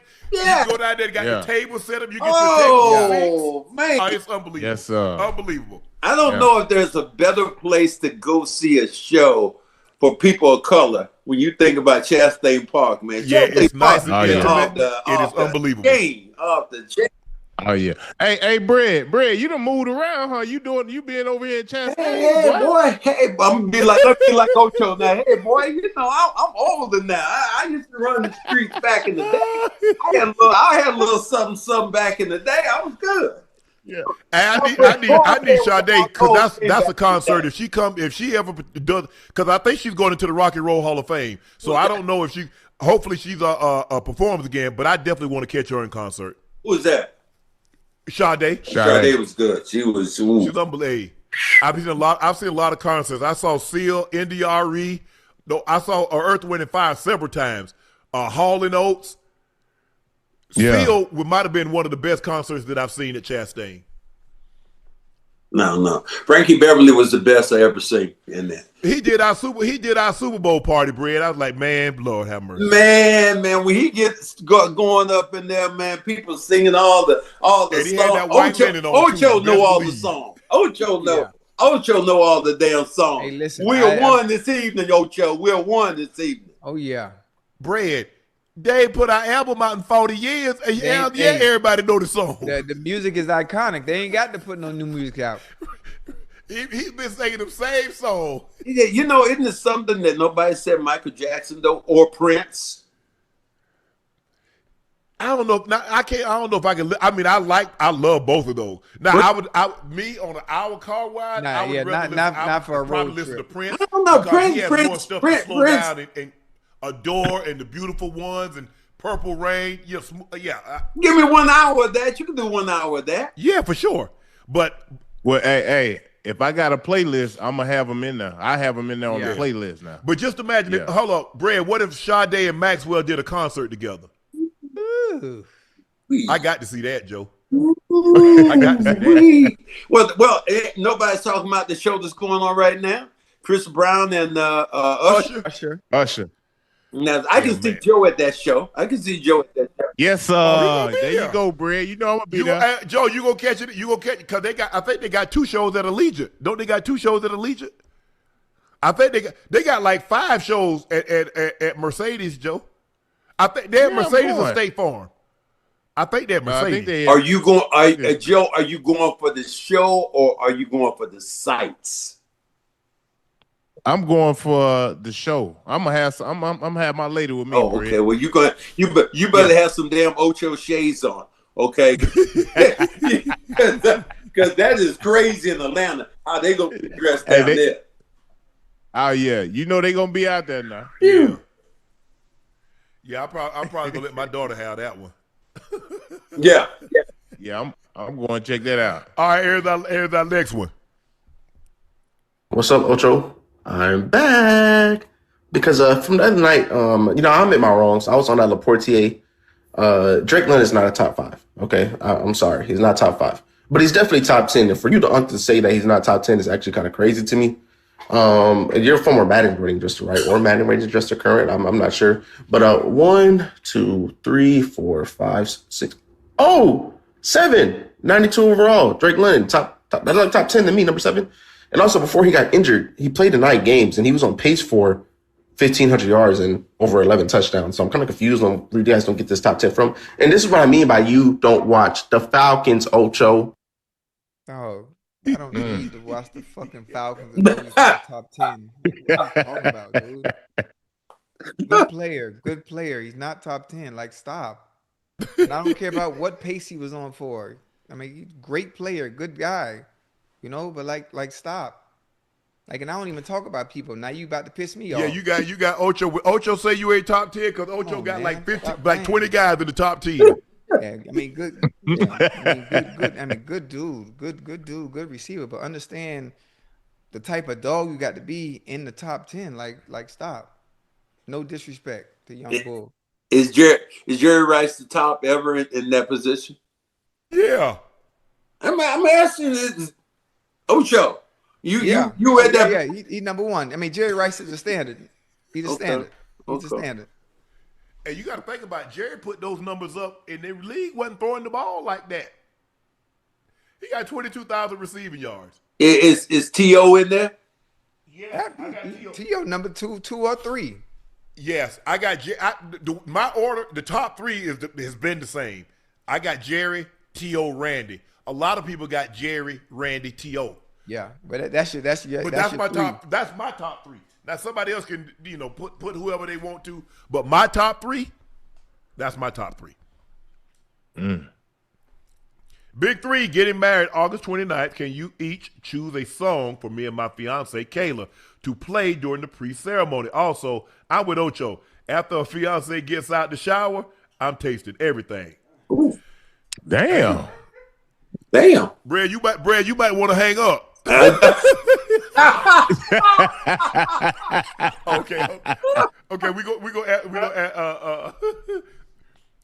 what's the song you want to play for the wedding? Shit.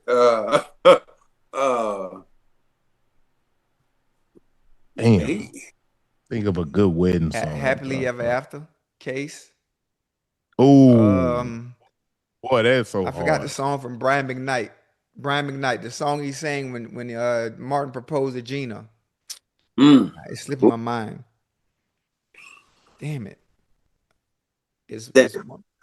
Can you put I know I'm older, but can you put a Luther song in there?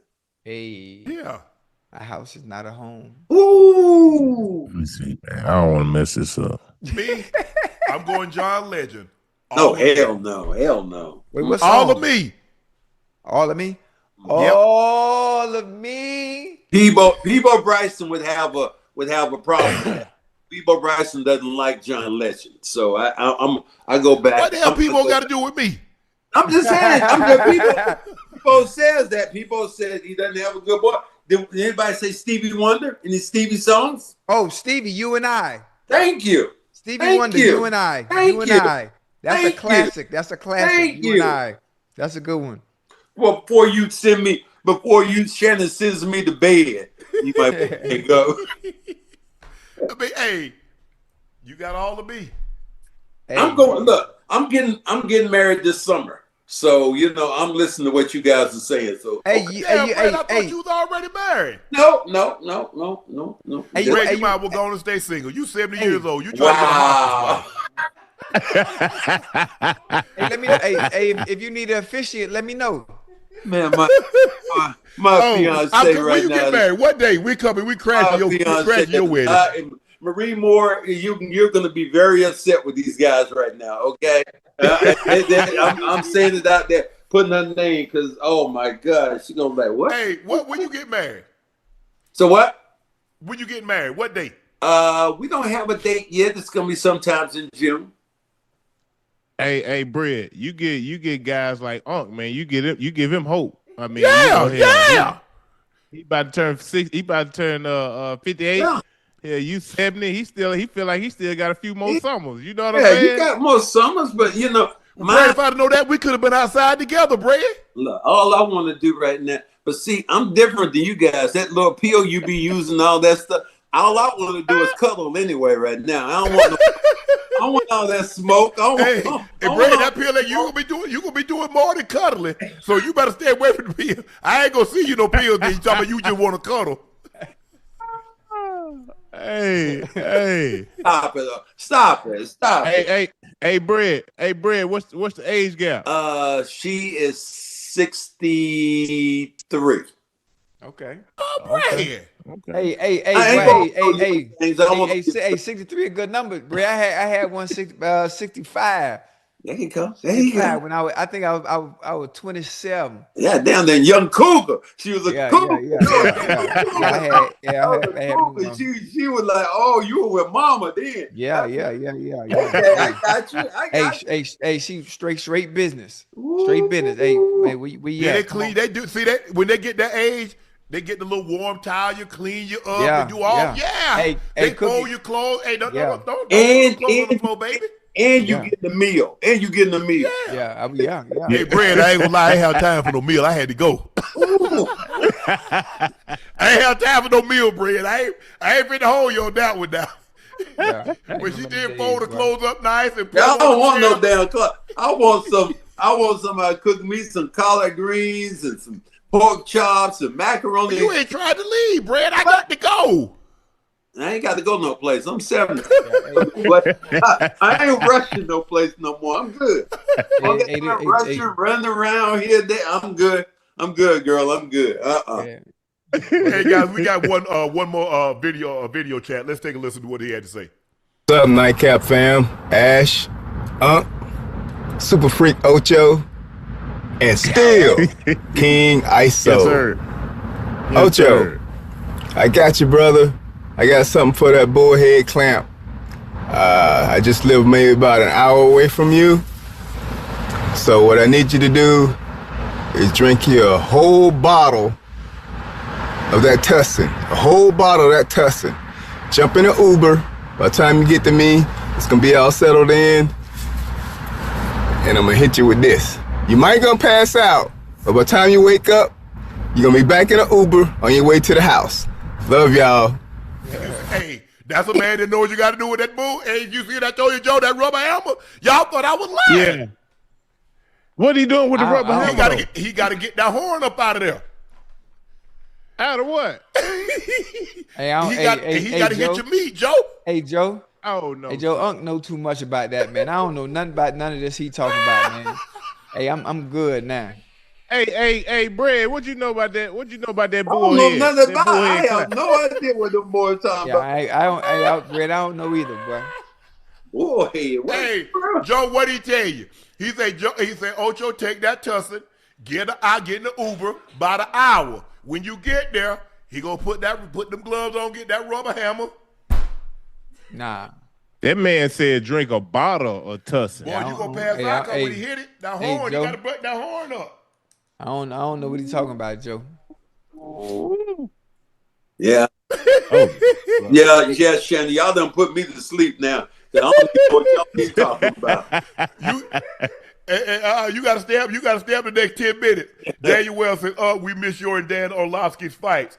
I miss D.O. too, man. He was great. We had a great time. Laney Ray said, hey guys, sports give me life but aren't life. Only been 7 months since my dad passed and I'm feeling it today. Tell your family you love them often. Sorry about that, Laney. Sorry about the passing of your father. That's tough. You probably was a daddy's girl too. So it's always tough. My grandmother's birthday is coming up here the 12th.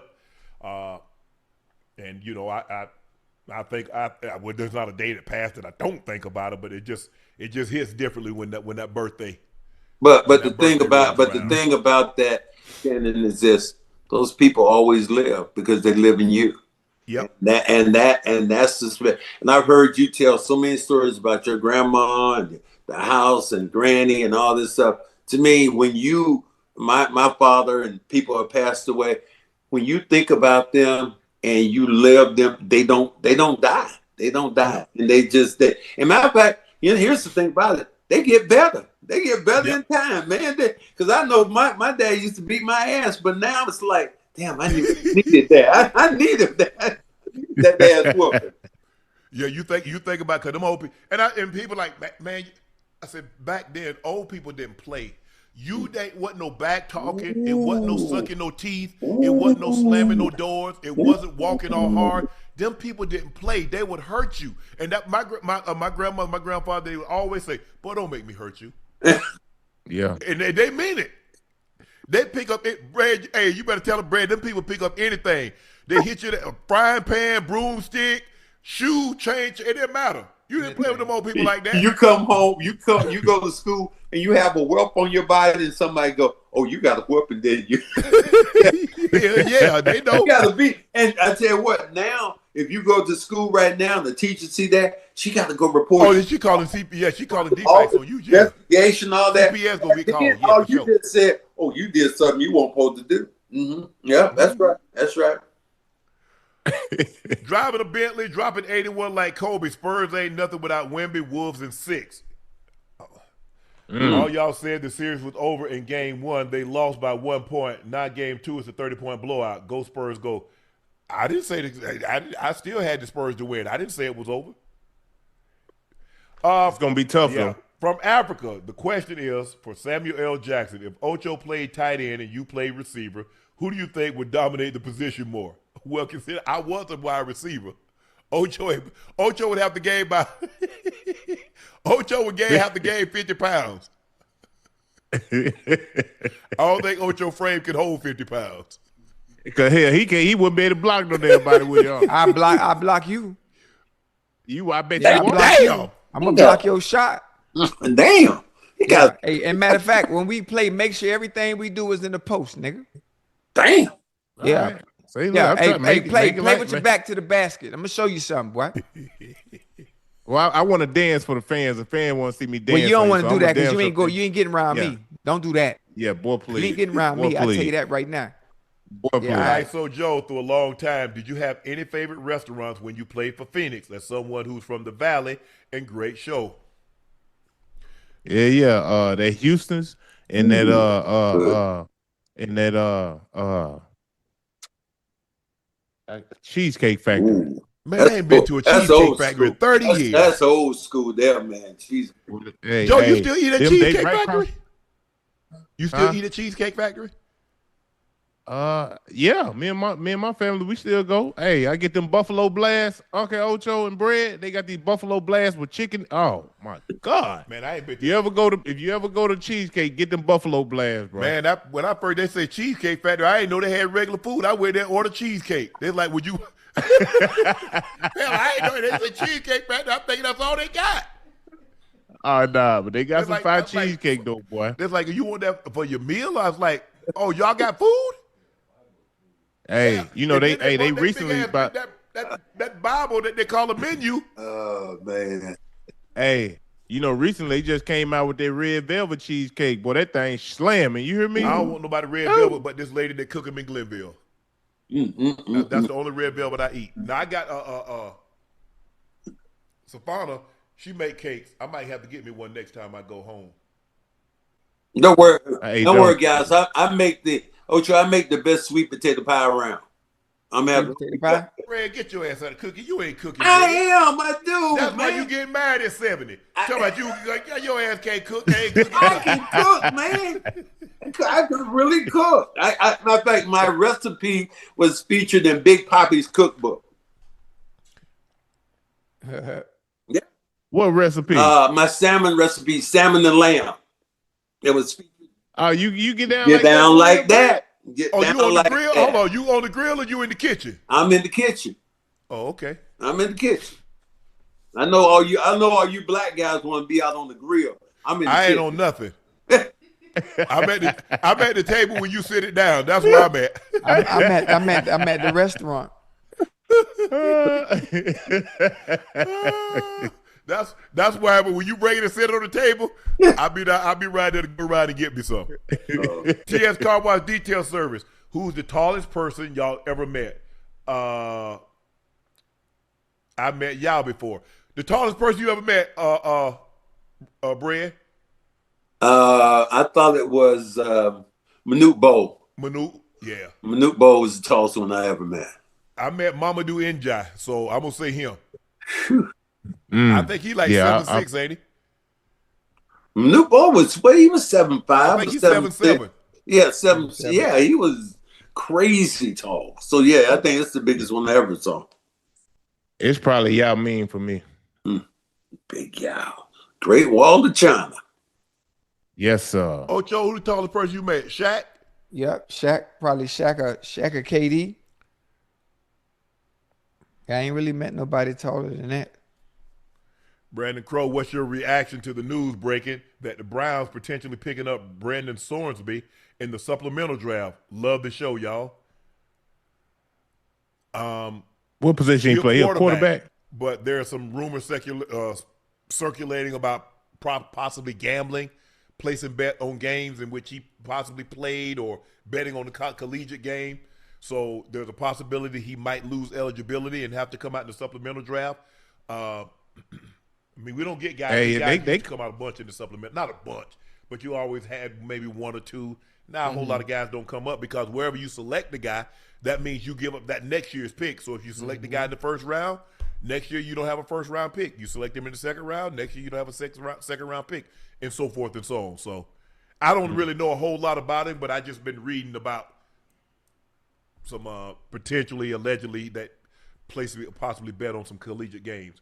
Dr. Frank L. Bellamy said, hey, fam, since y'all from the South like me, I have to ask, have y'all ever heard or had chicken bog? I've never heard of that. You ever heard of that, Brad? I don't even know what that is, man. And I don't even know what that is, and also that damn hammer y'all were talking about. I don't know neither one of them. I don't know what that is. I'm good. Ocho, you got to tell me what that damn hammer is, because I don't understand. Hey, listen, that's something they try to put on me, knowing damn well I don't know nothing about it. Okay. Chicken bog is a simple one-pot Southern comfort food from South Carolina low country made with chicken, smoked sausage, rice cooked in seasoned broth until moist and boggy. You see, that's what we call it in the South. And see, I like something bogged down in some rice. That means it's real down. You know what I'm saying, Fred? It's bogged. Hey, man. I don't call it bogged down. I call that just good eating. But the Southern ladies, hey, that thing bogged down. You know, you want a big old, you want a small pot of collard greens with a big old thing of full pack of turkey necks. Bogged down up in that thing. Season I need some smothered fried chicken. That's what I want some smothered fried chicken. I tell you what, but do you need hot sauce after you get to that? Hot sauce, man. Me and hot spicy food. It don't do my stomach right, Brad. Not now. Yeah, I ain't really never like. I don't even really like my food that hot. I like it like I just because I like. Yeah, I ain't got to. I don't like to do all that. I just want to eat. I ain't trying to blow my food. I ain't lying. I ain't trying to. Blow So my you food don't like want that. no hot pizza. You don't want no hot pizza. No. That's why I like to get the pizza. By the time I get it home, it's just right. Yeah. What's up, Nightcap? Please give a shout out to my niece, Brooklyn. She's graduating high school in Conway, Arkansas. Congratulations, Brooklyn. She's graduating high school. Hopefully, you got something lined up, big plans, going to the University of Arkansas, Arkansas State, Arkansas Pine Yes, Bluff. sir. But hopefully you're going to continue your education. But we want here at the Nightcap family want to say congratulations. Congratulations. Congratulations. What player, past or present, would you pick to guard Wemby? Brad, who you got? We'll let you go first. Who you want to guard Wemby? I'm gonna put the worm on his. No, I'm putting Elijah one. Worm is good. Yeah, I go with Elijah one. I'm going Dream. Elijah one. Hey, Rodman gonna frustrate him, boy. Yeah, he gonna put that BS in the game that you need to make it dirty. Yeah, But Elijah one just gonna beat them with blocking the shot and running them up and down the floor. So I take Elijah one. Cause you know Elijah one gonna hit it with so many moves, so many up and unders. Hey, Elijah one gonna show him, and when he jump, he right up on it. he gonna be slapping that shit in the third What? row. Yeah, Wemby gonna be slapping that shit in the third row. Man, y'all better wake up, man. Mental Health Awareness Month. What is a childhood experience that still affects you and how you move today, Big Three? Appreciate the podcast from the locker room, the battles, the life experience. Anything happen, you got your butt tore up, you say your old man didn't play, Brad? Yeah.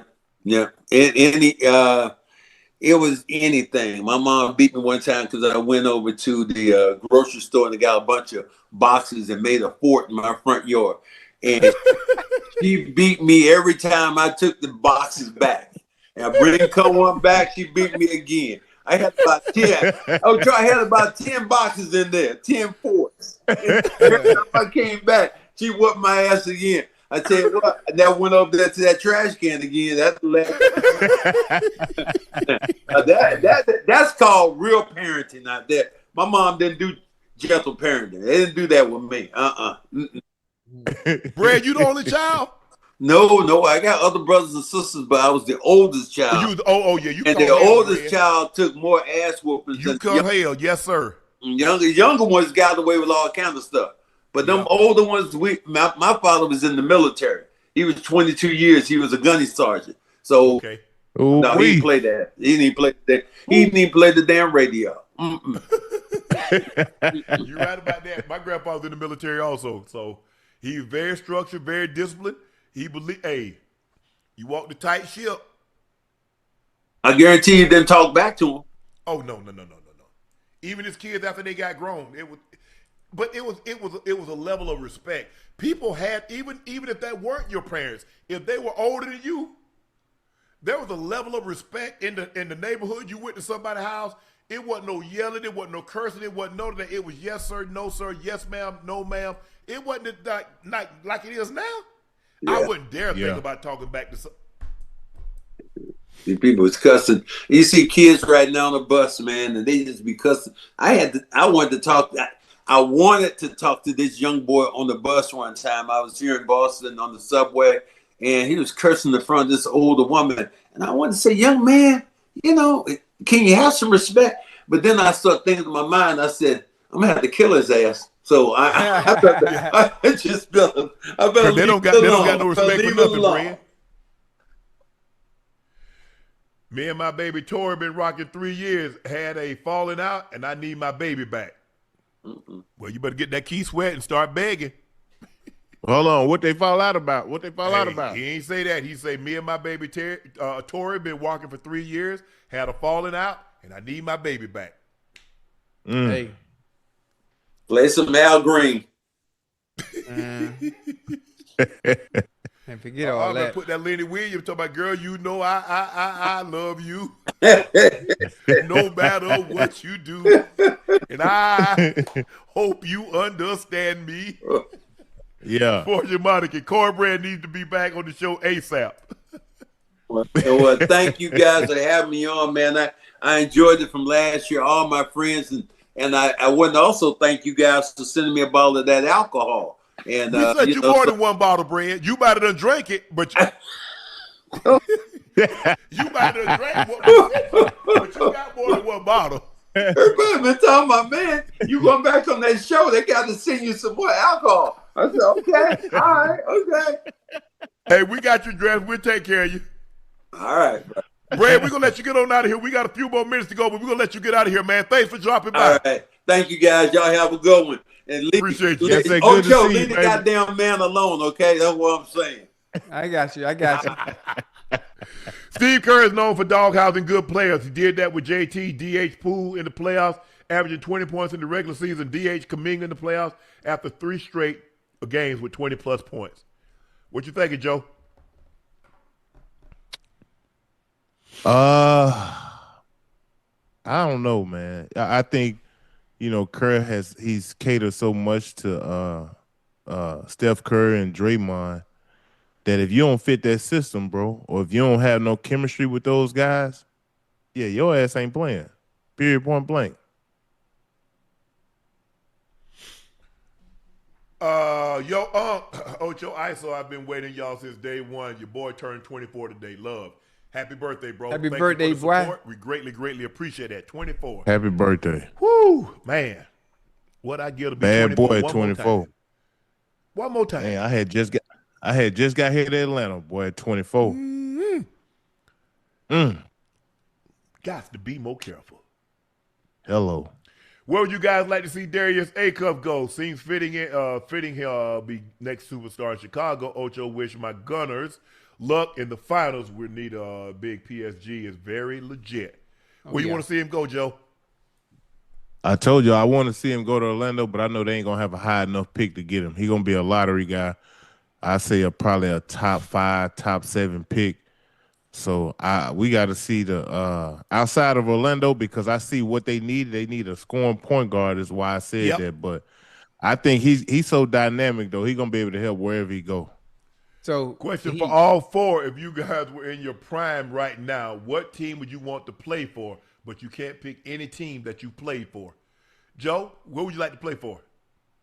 In my prime, and right now,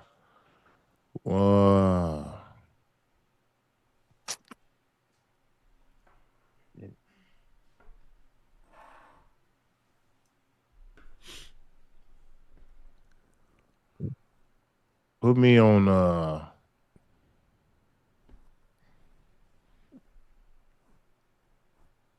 I'll go help Bron out over there with the Lakers, man. He need a little help. Ocho, who you playing for? If you can't be Cincinnati or the Patriots. Oh, boy, I'm at the crib, boy. That's easy. That's easy. Oh, can't be bro. Miami either. Okay. Yeah. Hey, well, honestly, man, put me any goddamn where then. Shit, it don't matter. Hey, Joe, put me anywhere. Any city in my prime. Joe, I'm gonna turn every city upside down, boy, with entertainment and excitement. You hear me? But we're gonna have a good time. My prime, Yeah. prime was different, Joe. My homeboy 1, Matthew Stafford 2, Joe Burrow 3. That's it. Oh, you saying you got to have your badass quarterback? I want. Hey, y'all see what Kelsey did? Yeah, man, please, hell yeah, that's who I want. Hey, Joe Burrow, hey, he gonna fall in love with the tight end, and Stafford can make any throw. Ah, hell, you give me absolutely. What's up, Big Four? Who's the hardest to defend? Iverson, Kyrie, Harden, Fox, George, or James? Also, Durant to Milwaukee makes sense. They need a bucket getter, not another leader. All those dudes are hard to guard, but I don't know what it was about AI fellas. Because like you couldn't be physical with him because he would use that shit against you. You know, he was so slithery, athletic, had a nice mid-range game and could get to the cup. He probably, outside of Kyrie, him and Kyrie 1 and 2 as far as best finishing guards to ever play the game. AI was tough, bro. Changed the game. That concludes this episode of Nightcap. The Minnesota Timberwolves, they did what they wanted to do. They went to San Antonio and they got one, but they get blown out tonight by 38 points, 133 San Antonio, 95 for the Minnesota Timberwolves. The Knicks take a 2-0 lead. Joel Embiid did not play. We'll see if he's available for game 3, but they won a close ball game, 108-102. Jaylen Brunson was Jaylen Brunson late in the ball game, and that was the difference. Thank you guys for joining us for another episode of Nightcap. We want to thank our very, very special guest, Cedric Cornbread Maxwell. Bread, as always, you know you're welcome to come back anytime you know you need to have your ass in the bed. You're gonna be in the bed till 10 o'clock tomorrow morning. You ain't gonna be getting up at 6 o'clock to read the paper and drink coffee like you normally do. We want to thank Bread for joining us tonight. He was fun as always. Y'all know who I am. I'm your favorite Unc. That is my partner and co-host, Liberty City's own, a former Pro Bowler and an All-Pro from the Cincinnati Bengals. He's Chad Ochocinco Johnson. And the third member of the Big Three, a 7-time NBA All-Star from the Atlanta Hawks, that is Iso Joe Johnson. Please make sure you hit that subscribe button. Please make sure you hit the like button and go subscribe to the Nightcap podcast feed wherever you get your podcast from. We want to thank each and every one of you for your eyes, ears, and your word of mouth. Thank you for your support and your continued support.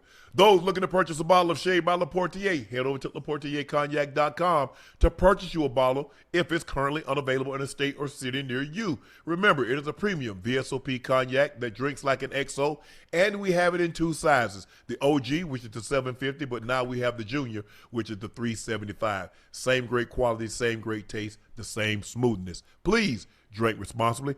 Thank you guys again. The Knicks win 108-102. Take a 2-0 lead. San Antonio even the series up by a 38-point margin of victory over the Minnesota Timberwolves. But the Timberwolves do what they wanted to do. They went to San Antonio and got one game, and now they have home court advantage. Thank you guys for joining us. We'll see you tomorrow night after the Lakers game. I'm Unc. He's Ocho. He's Iso. Thanks for joining us, guys. Peace. Yeah.